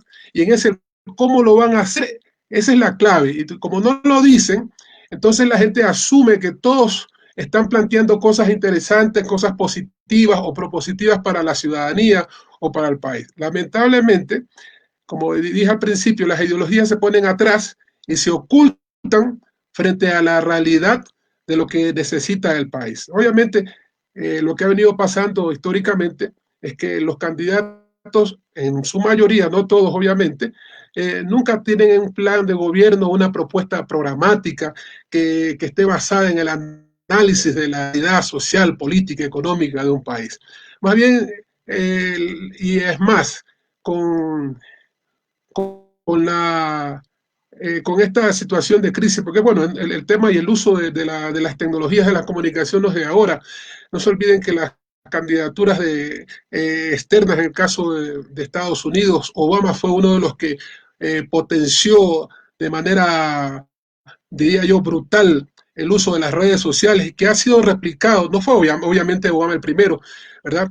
Pero que ha sido replicado esa forma de hacer política, de llegar al electorado, ¿verdad? Poniendo ideas muy concretas, muy sencillas, ¿no? Que no definen la ideología. La postura ideológica se define cuando ya llegan al gobierno, cuando llegan a la gestión, al ejercicio del poder. En ese momento salen a flor las ideologías. Obviamente digo, no de todos los candidatos, porque hay muchos que sí tienen y plantean adecuadamente el cómo lo van a hacer, porque eso es clave dentro de la gestión de un gobierno y de un Estado. Sí, ahora, sociólogo Juan Valencia, normalmente los indígenas tradicionalmente han venido sumándose a algunos proyectos políticos, un poco arrimando el hombro para que lleguen otros. En esta ocasión los indígenas han decidido salir con candidato propio y bueno, se verán allí varios nombres que, insisto, deberán de ser ratificados en las llamadas primarias. Y uno de esos nombres nuevos, porque la población, una gran parte, también está pidiendo un poco que se refresque los rostros en la política. Estaría Leonidas Issa. ¿Ve usted alguna posibilidad allí de los indígenas en esta ocasión, sociólogo? ¿O deben adherirse nuevamente a otros partidos o movimientos? Yo creo que los grupos indígenas en el Ecuador tienen una aceptación por los procesos y movimientos puntuales que han llevado adelante. Pero no nos olvidemos que tanto para los grupos indígenas como para otros grupos sociales se les ha dificultado presentar una propuesta de proyecto que incluya al conjunto de la población ecuatoriana. Para mí ese es el principal problema que tiene el movimiento indígena para reflejar o para capitalizar las acciones que ellos desarrollan en determinado momento en un proyecto de gobierno. O sea, el proyecto de gobierno del movimiento indígena no identifica al total de la población ecuatoriana, y esas son las dificultades que ellos tienen para lograr obtener la representación, la máxima representación en el Ecuador, que es la presidencia de la República. Pero concomitantemente con eso, yo quería aportar un tema, una lista más para el debate. Yo creo que en los actuales momentos, con la danza de candidatos que está habiendo y que va a haber, creo que la participación de los grupos sociales, de los gremios de profesionales, es importantísima y es fundamental en la generación de opinión, en la generación de diálogo e identificación de las posturas de los diferentes candidatos. Porque como bien lo decía el colega Gámez, en este momento todos los candidatos van a ofrecer lo que la gente quiere escuchar, pero en realidad no nos van a decir cómo lo van a hacer. Y es importante que en estas próximas elecciones la sociedad ecuatoriana tome la mejor decisión por el bienestar del país. No nos olvidemos que venimos enfrentando varios embates: el terremoto del año 2016, la crisis económica generada en el 2017 y ahora la pandemia del COVID-19, por lo cual el próximo gobierno que los ecuatorianos elijamos tendrá que ser un gobierno que vaya a enfrentar esos problemas que se vienen arrastrando y más la desaceleración del crecimiento del Estado que se está agravando en estos últimos meses con las decisiones políticas tomadas por el actual gobierno. Sociólogo Pablo Pazmiño, los ciudadanos debemos de apuntalar una candidatura que presente el mejor modelo de país, que tenga los ojos verdes como otrora presidente Rafael Correa, el que más grite o el que mayor proponga, y que esas propuestas a lo mejor difícilmente podamos hacer que se cumplan. ¿Hacia dónde debemos de apuntar para tener un presidente que no sea un gobierno netamente de transición en los próximos 4 años? Primero de que el triunfo, el éxito de hace 2006 del movimiento llamado Alianza País en ese entonces no fue un triunfo de Correa, fue un triunfo de todos los movimientos sociales que se organizaron. Recuerden ustedes que todos apoyaron: el MPD, el Partido Comunista, el Partido Socialista, Alfaro Vive, es decir, la llamada izquierda radical, pero también la socialdemocracia, como bien ha señalado el colega Orlando. Así es, fue una confluencia de muchas fuerzas que estaban agotadas las opciones de la llamada partidocracia, que es cuando nace esta palabra, ¿no es cierto?, que es el gobierno de los partidos tradicionales, y particularmente de derecha, pero también partidos de izquierda que no supieron asumir su rol frente a sus representados, que es el pueblo. Pero entonces sí tuvo un modelo de desarrollo, y es un modelo de desarrollo hacia adentro, diferente al que ha sido tradicional, que es un modelo de desarrollo hacia afuera. ¿Cómo es este? Basado en la importación, basado en la inversión extranjera prioritariamente, y por lo tanto con la fuga de capitales, y por eso la nación se perjudica. El modelo de desarrollo de la Revolución Ciudadana, como se llamó, a pesar de que era socialdemócrata, fue un modelo de desarrollo hacia adentro, que pretendió fortalecer el mercado interno, desarrollar la industria, la agricultura, y por eso las grandes obras de infraestructura, y que no fue suficiente, que tuvo muchos errores que lo llevaron por eso a que en 3 años se desmonte todo lo que se quiso hacer en 10. Por lo tanto, el candidato que quiera impulsar el desarrollo, no basta con decir lo que va a hacer y que no diga el cómo. No solamente es el cómo, es con quién. Esa es la gran diferencia. ¿Con quién vamos a hacer ese modelo de desarrollo? Porque la sociedad tiene dos grandes conflictos, dos grandes contradicciones. La contradicción entre la nación y el imperialismo, es decir, el capital internacional mundial, y las condiciones internas entre burguesía y proletariado, entre el pueblo llano y las clases empresariales que han dominado este país y que ahora han retomado el poder político, aunque nunca perdieron el poder económico, ni siquiera en el tiempo de Correa, ¿no es cierto? Y lo tercero es que la lucha de clases o las contradicciones en la sociedad son de 3 tipos: económica, política e ideológica. Y tanto la una como las otras dos son importantes.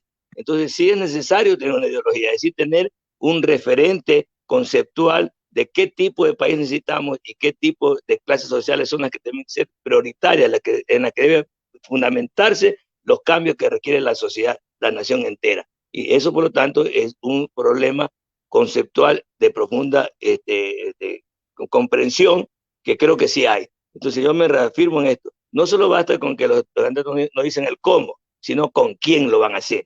Porque el cómo es efectivamente analizar los problemas graves, cruciales que tiene la sociedad en este momento, pero el cómo se resuelve como lo han resuelto, lo están resolviendo ahora los partidos que están en el gobierno, que ahora quieren desmarcarse de él, es decir, prefiriendo el capital financiero, prefiriendo el poder de los bancos y en detrimento de la población. Ustedes han visto reducir los salarios, una medida anticonstitucional, y no solo eso, contraria al derecho internacional, que dice que los sueldos no pueden ser tocados, no pueden ser rebajados, y otras medidas que ustedes bien conocen, como reducir el tamaño del Estado, con el cuento que el Estado es obeso, pero eliminan 250.000 empleos que ya no aportan al seguro, y que eso también hace que quiebre el seguro social, que supuestamente es de los afiliados. De tal manera que no solamente el problema del cómo, sino con quién.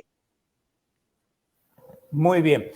Orlando, un poco para ahondar el tema de la función, el rol que deben de cumplir los medios de comunicación a nivel del país. Digo yo, que me estoy beneficiando en este momento y nuestro público también, menos mal se ha potenciado el tema de los medios alternativos, porque recordemos también que el expresidente Rafael Correa cuestionó muchísimo a la prensa. Realmente la prensa pone presidentes de la República, influye mayoritariamente en la decisión del electorado. ¿Cuál debe ser el comportamiento, el rol, Orlando, de los medios de comunicación en esta campaña? Tanto Pablo como Juan, y yo quisiera que eso sea tomado en cuenta para un próximo debate. Juan ha señalado que los indígenas no identifican el proyecto de todo el Ecuador. Comparto y concuerdo con aquello. Pero más allá, él ha señalado algo que es importante: el aporte de los grupos sociales y de los entes profesionales. Quizás sea esto la posibilidad de realizar un nuevo programa inclusive. Y también lo que Pablo Pazmiño ha señalado, impulsar un modelo de desarrollo nacionalista. Son dos temas que podría tranquilamente realizarse, Jefferson, invitando también a ellos como panelistas y como gente que está proponiendo estos temas. En cuanto al rol de los medios de comunicación, mea culpa, trabajé en un medio de comunicación nacional y entendimos perfectamente lo que pasó en 1997. Álvaro Noboa fue el presidente de la República electo. Acuérdense, hubo un apagón, nosotros estábamos 3 canales allí metidos: Telesistema, ahora RTS, Ecuavisa y Teleamazonas. ¿Qué pasó? A las 5:01 había un exit poll que tenía que darse a conocer. ¿Y saben lo que pasó? Se quedó por 15 minutos esos 3 canales, esa alianza de canales se quedó fuera de combate. No sabíamos qué decir. Estábamos allí junto con Alfonso Espinosa, Jorge Ortiz y este servidor. 3. ¿Qué pasó? ¿Y dónde era el centro que computaba lo que todos habíamos votado? era el banco Filambanco. Acuérdense bien, la historia no hay que olvidarla, jamás. ¿Y quién fue el embajador de ese gobierno de Yamil Maguad en Washington? También no se olviden quién fue, el dueño del diario La Hora. Los medios de comunicación, y eso no nos perdamos, sí influencian mucho, sí influencian. Acordémonos ahora de las elecciones que pasaron. Diario El Comercio, ¿a quién posicionaba en la capital de la República? Al generalísimo Paco Moncayo y al coronel Zapata. ¿Se acuerdan? ¿Y qué pasó después? Mutis por el foro, no dijeron nada, ni siquiera tuvieron algo que se llama decencia de decir, señores, nos equivocamos, no, pero eran todos los días. Y en Guayaquil, diario El Universo, ¿a quién posicionaba? A la fórmula social cristiana. No nos perdamos, los medios de comunicación sí influyen. ¿Cuál es el rol de los medios?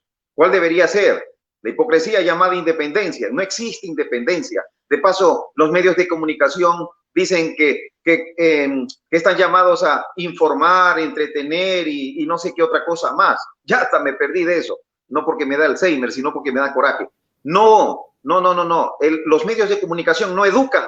Educa la educación primaria, la escuela, el colegio, la universidad. Los medios de comunicación pueden instruir, pero miren hasta los términos, cómo se lo toman. Educan. Bueno, el mejor negocio de un medio de comunicación, incluso hasta como negocio, es ser independiente. Vaya usted a saber si ellos lo son. Miren a quienes están entrevistando los medios de comunicación tradicionales.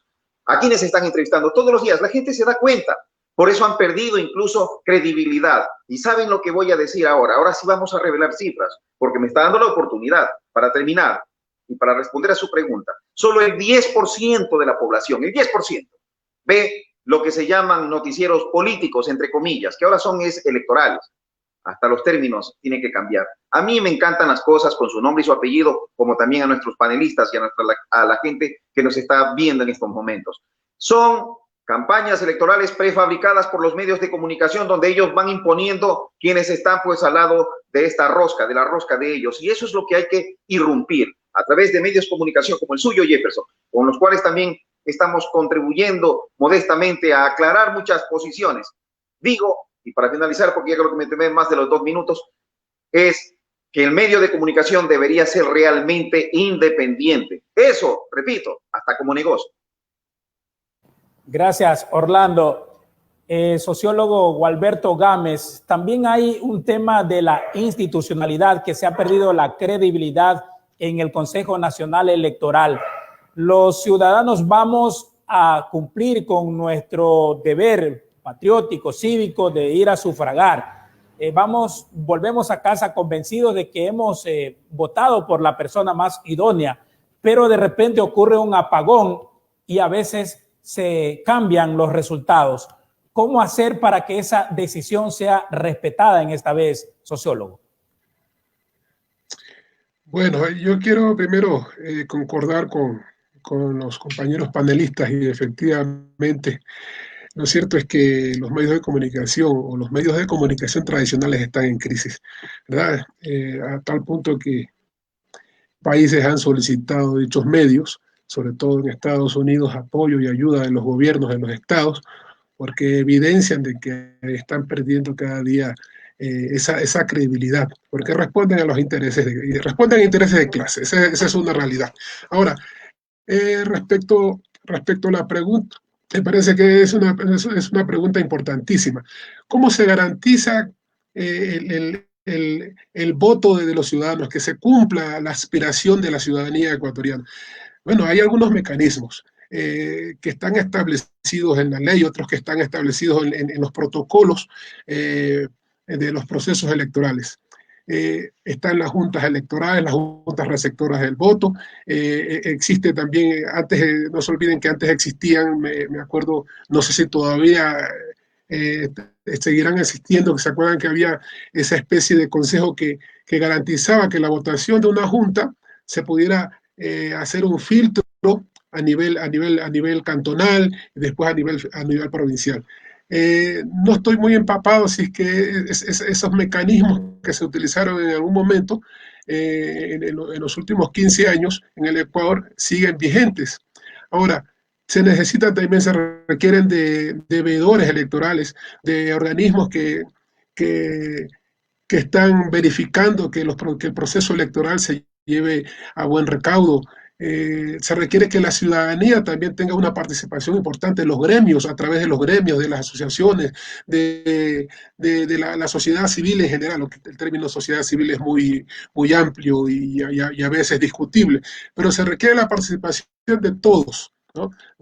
Primero, obviamente, de los partidos y movimientos políticos que deben garantizar que la votación refleje el sentir de la ciudadanía, pero también se requiere de apoyos de los ciudadanos comunes, de las organizaciones políticas, de las organizaciones sociales, de la sociedad civil, de organismos electorales internacionales que ayuden y sobre todo a que se transparenten los procesos electorales. Ahora, es muy difícil establecer actualmente cuáles son las condiciones en las cuales vamos a votar en este próximo proceso electoral. Es complicadísimo porque hay un escenario complejo, ¿no?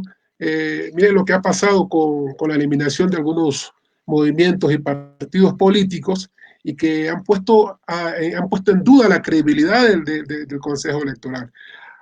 Cuando se supone, de acuerdo, bueno, no es que se supone, la Constitución establece la independencia de poderes, sobre todo la especialidad y la particularidad del Consejo Electoral, que establece, primero, esa no interferencia de ningún organismo del Estado. Y ha habido esa interferencia. Y más allá de que sea cierto o no, ha puesto en duda la credibilidad de este Consejo. Y eso determina un poco que este organismo haya perdido la confianza de la ciudadanía.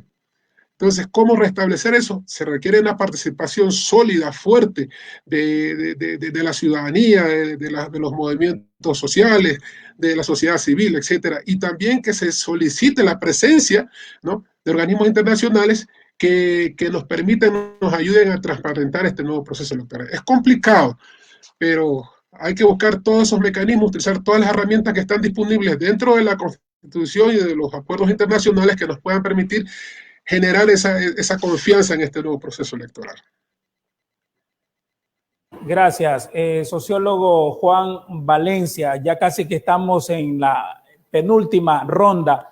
Quisiéramos consultarle respecto a un poco las tendencias, si ya vamos un poco analizando los nombres que más suenan. El ex vicepresidente Otto, que se nos complica mucho, la verdad, su apellido, que por ahora se ha un poco desaparecido, mientras que algunos exigen de que más bien debería estar un poco más activo. Pero bueno, lo que conocemos es de que estaría afectado en su salud con hepatitis A. Eso ha hecho que desaparezca un poco de la palestra y algunos hablan de que él debería, cuando primero consiga un partido auspiciante, que al parecer podría ser el Partido Social Cristiano, de que se tendría una lucha constante por desenmarcarse del gobierno actual, porque este gobierno ya todos conocemos que termina con una bajísima popularidad. Entonces, sociólogo, ¿hacia dónde es el camino? ¿Cuáles serían las mejores opciones de acuerdo a sus perfiles y trayectorias?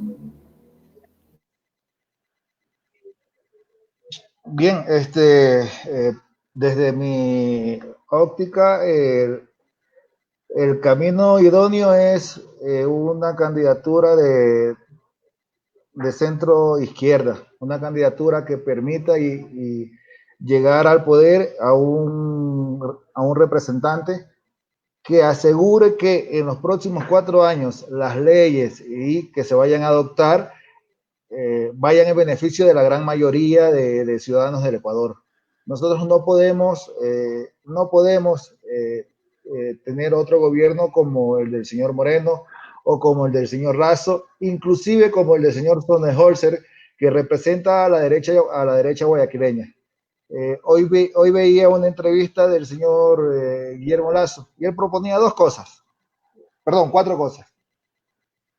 Educación de calidad, salud gratuita, la venta de las empresas públicas, la venta de los bancos públicos. Esas eran las 4 cosas que proponían.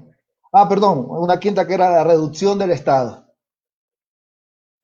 En los actuales momentos el Ecuador tiene, el Estado o la función pública del Ecuador está representada en un 85% por maestros, saludistas, policías y y el restante 15% son las demás instituciones del Estado. Entonces, desde ahí vemos que la propuesta del señor Lasso van a afectar a las grandes mayorías, porque si reducimos maestros, no vamos a tener una educación de calidad. Si reducimos médicos, vamos a perecer como se ha parecido en estos tiempos de pandemia.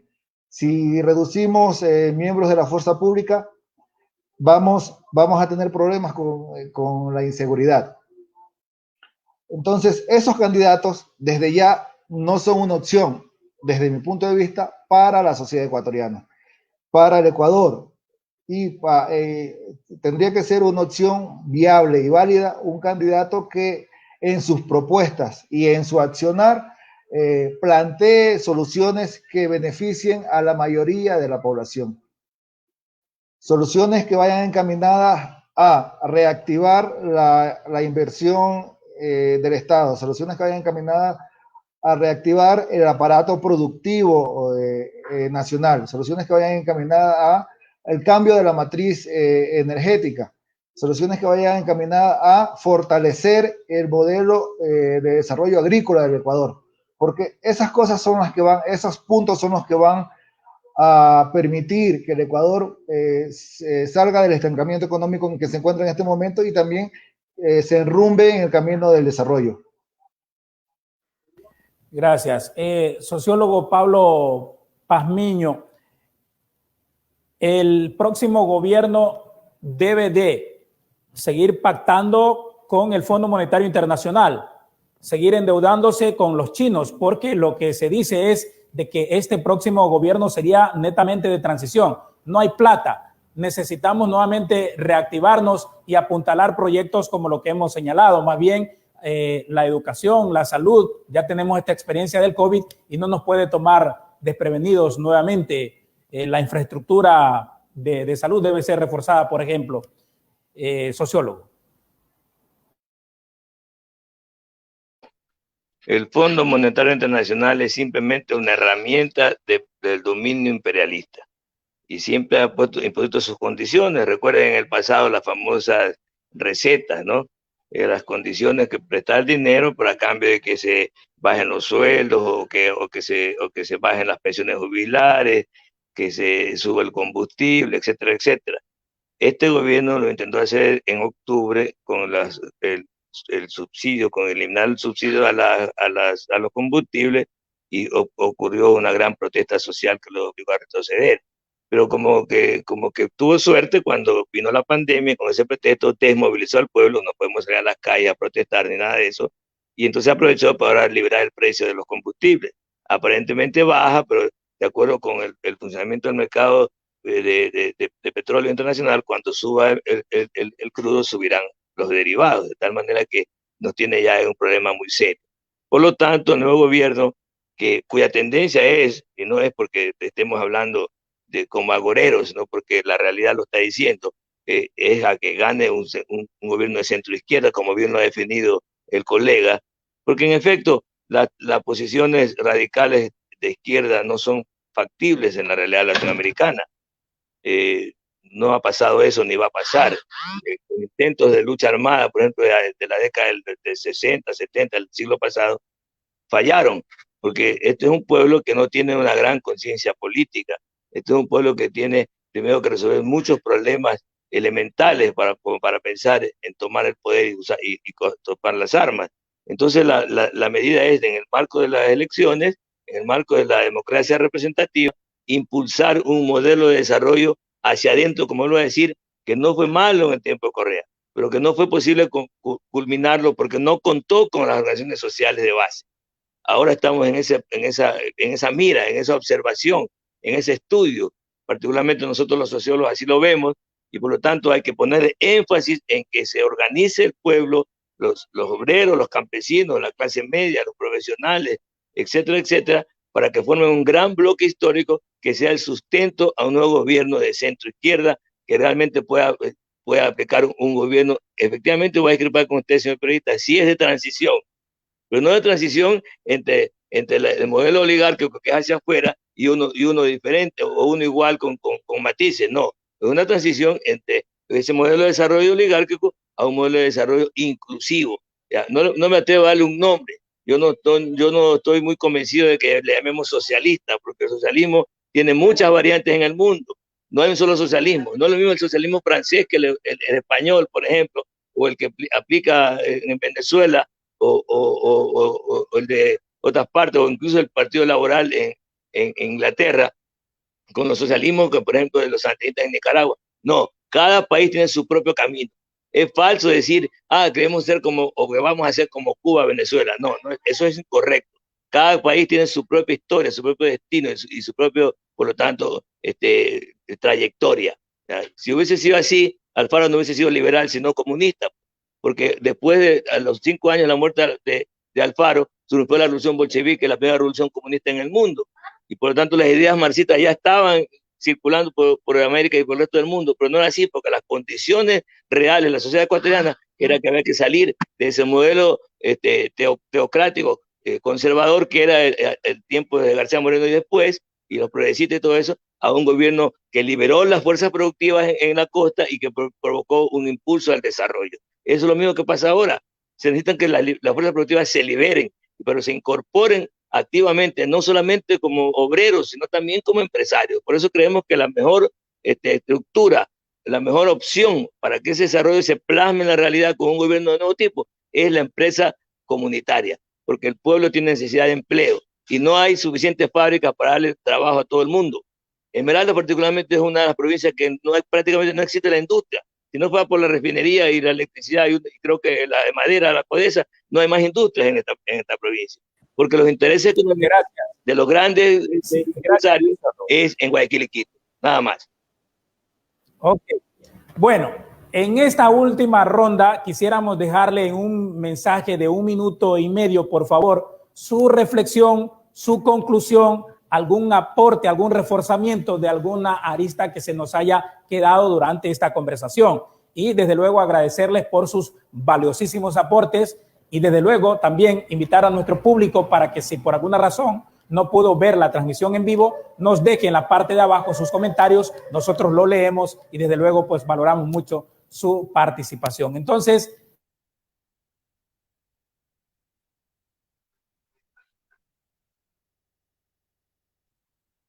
no hay audio.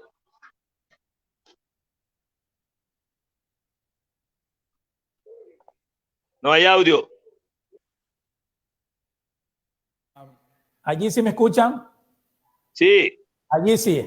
Bueno, algo pasó. Bueno, decía que en esta última ronda vamos a darle 1 minuto y medio a cada uno para que demos una conclusión, reflexión, reforzamiento de alguna arista que se nos haya escapado y desde luego agradecerles infinitamente por su valiosísimo aporte. Ojalá pues que tengamos la posibilidad de volvernos a encontrar y conversar sobre otros temas. Entonces, Orlando, muchas gracias con tu reflexión o reforzamiento final. Pazmiño, el sociólogo Pablo Pazmiño, ha señalado. Una burguesía nacionalista es la que hace falta, que se despierte en el Ecuador esa burguesía nacionalista y permitir hacer un proyecto que sea nacionalista, totalmente nacionalista, como lo estaba implementando la Revolución Ciudadana, el presidente Correa. Hay que apuntar a ello, evitar que sigan todavía los capitales internacionales viniendo con sus electrodomésticos, con sus bienes, cuando aquí en el Ecuador tranquilamente se los puede producir. Primero eso. Segundo, en cuanto me toca a mí, a los medios de comunicación, permitir los medios de comunicación, ya dejar a un lado esa forma de tratamiento de la información tal y como se la ha mantenido, que según ellos ha tenido éxito. Ningún éxito. Y para terminar, el 10% decía de la gente ve noticieros políticos. El 90% de la población está viendo notas policiales que hasta los periodistas fallan diciendo crónica roja. La crónica no tiene color. Notas policíacas. Está viendo farándula. Por eso se ha farandulizado incluso la actividad, la acción electorera.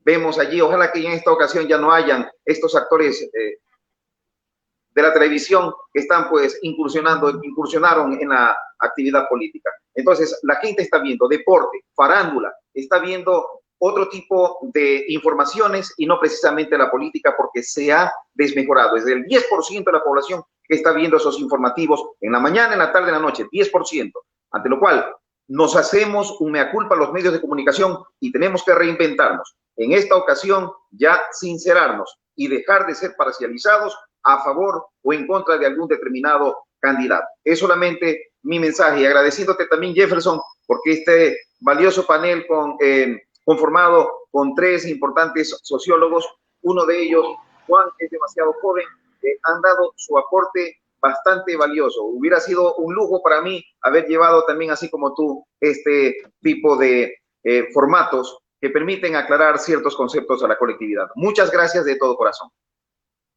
Gracias a ti, Orlando. Sociólogo Gualberto Gámez, lo mismo para usted. Consolidar el bloque nacional popular.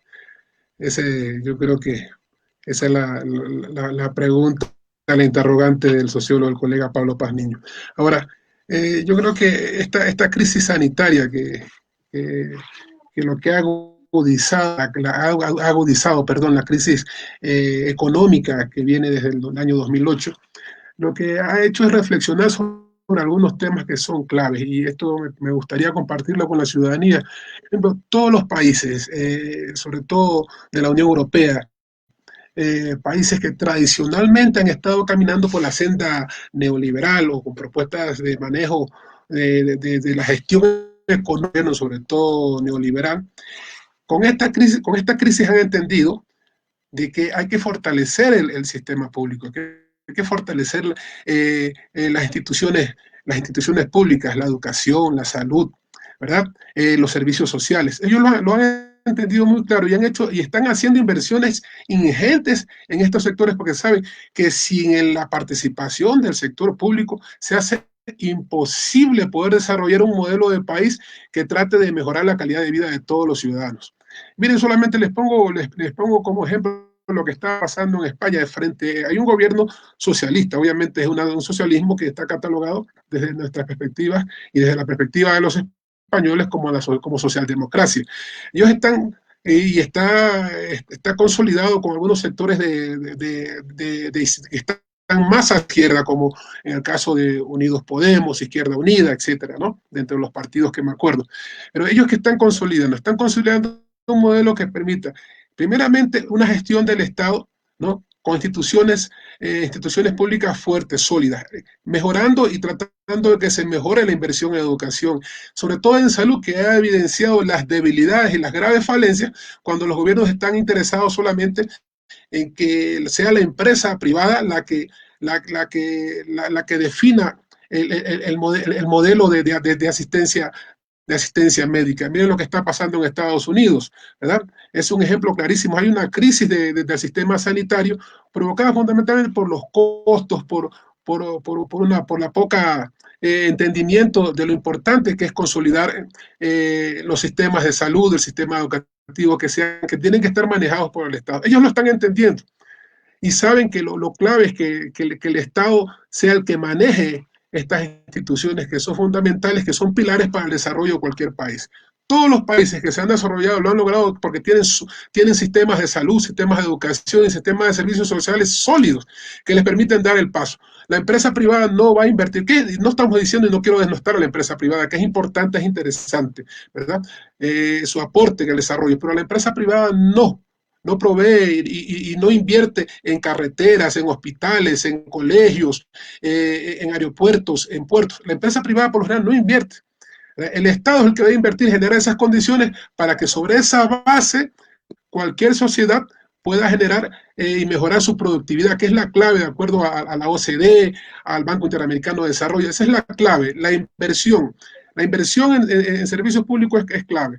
Y ellos lo demuestran, que en el Ecuador, los países latinoamericanos, necesitamos invertir entre el 6 al 7% del PIB en infraestructura pública para lograr o tratar de lograr los niveles de desarrollo y los niveles de productividad que tienen los países europeos y los países de Occidente, o países llamados de la OCDE o países desarrollados. Y finalmente quiero decir, lamentablemente, nosotros estamos aquí conversando y algún nivel de educación nuestros padres han posibilitado basado en nuestros esfuerzos, pero la gran mayoría de la ciudadanía, y bien lo decía Orlando, ¿qué es lo que la gente lee?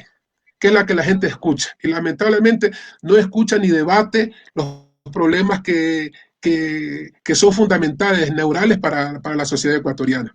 Esperemos que sean los gremios de profesionales, que sean los movimientos sociales, los movimientos políticos, que eduquen a la ciudadanía para que esta ciudadanía esté consciente a la hora de votar y cuál es el proyecto de país que quiere.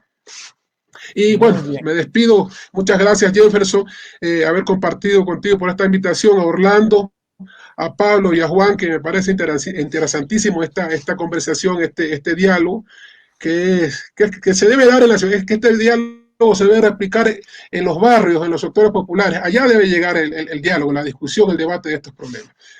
Muchas gracias y buenas tardes, buenas noches ya.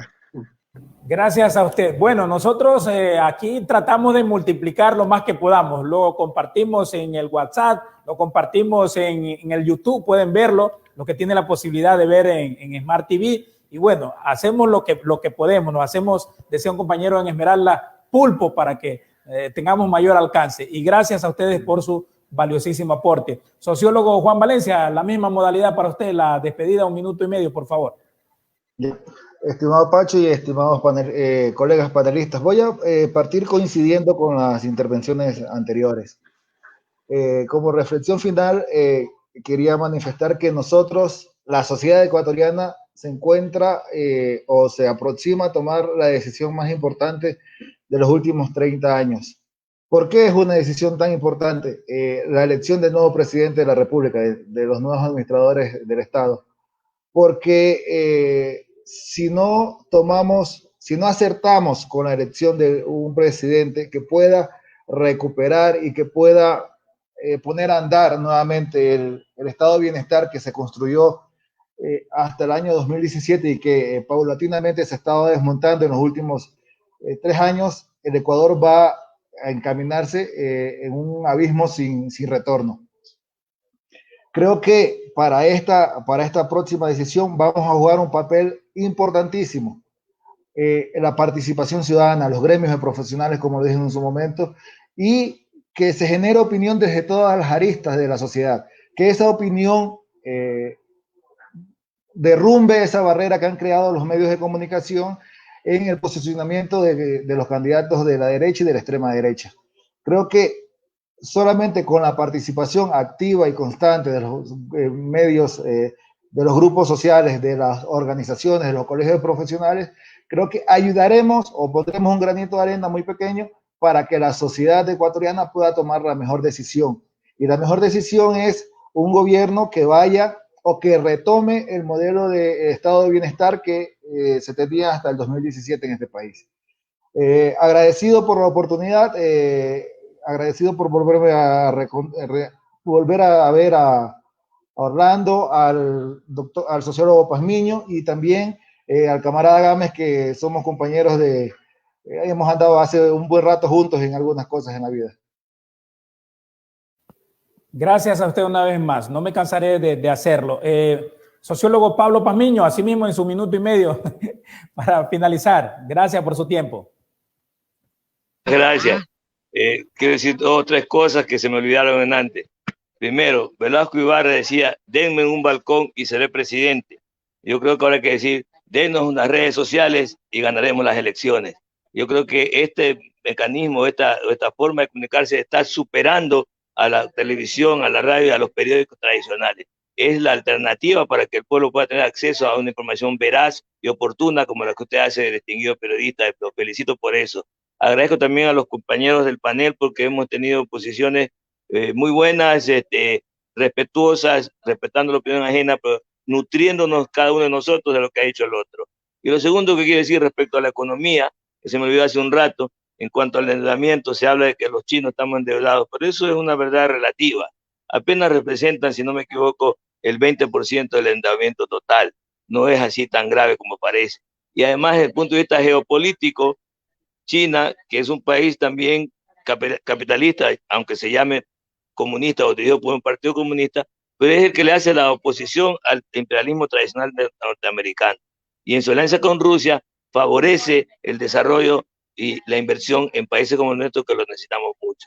Creo yo que esa es la oportunidad para que un nuevo gobierno rectifique lo que mal se ha hecho hasta ahora y podamos avanzar en recuperar lo positivo de la etapa anterior, pero proyectarlo hacia una nueva visión de sociedad. Como he dicho Orlando, a esa burguesía nacionalista, como le he llamado, y nosotros le llamamos más bien una burguesía progresista, en alianza con la pequeña burguesía y con los obreros y los campesinos, construir realmente un modelo de desarrollo del Estado ecuatoriano.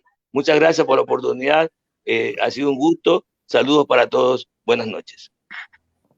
Buenas noches, allí están entonces nuestros invitados con sus valiosísimos aportes y ojalá pues que, como nos expresa por acá nuestra amiga Blanca Quispe, podamos profundizar el análisis de las precandidaturas en futuros programas, ¿no? Un abrazo a todos y todas, buenas noches. Buenas noches. Buenas noches.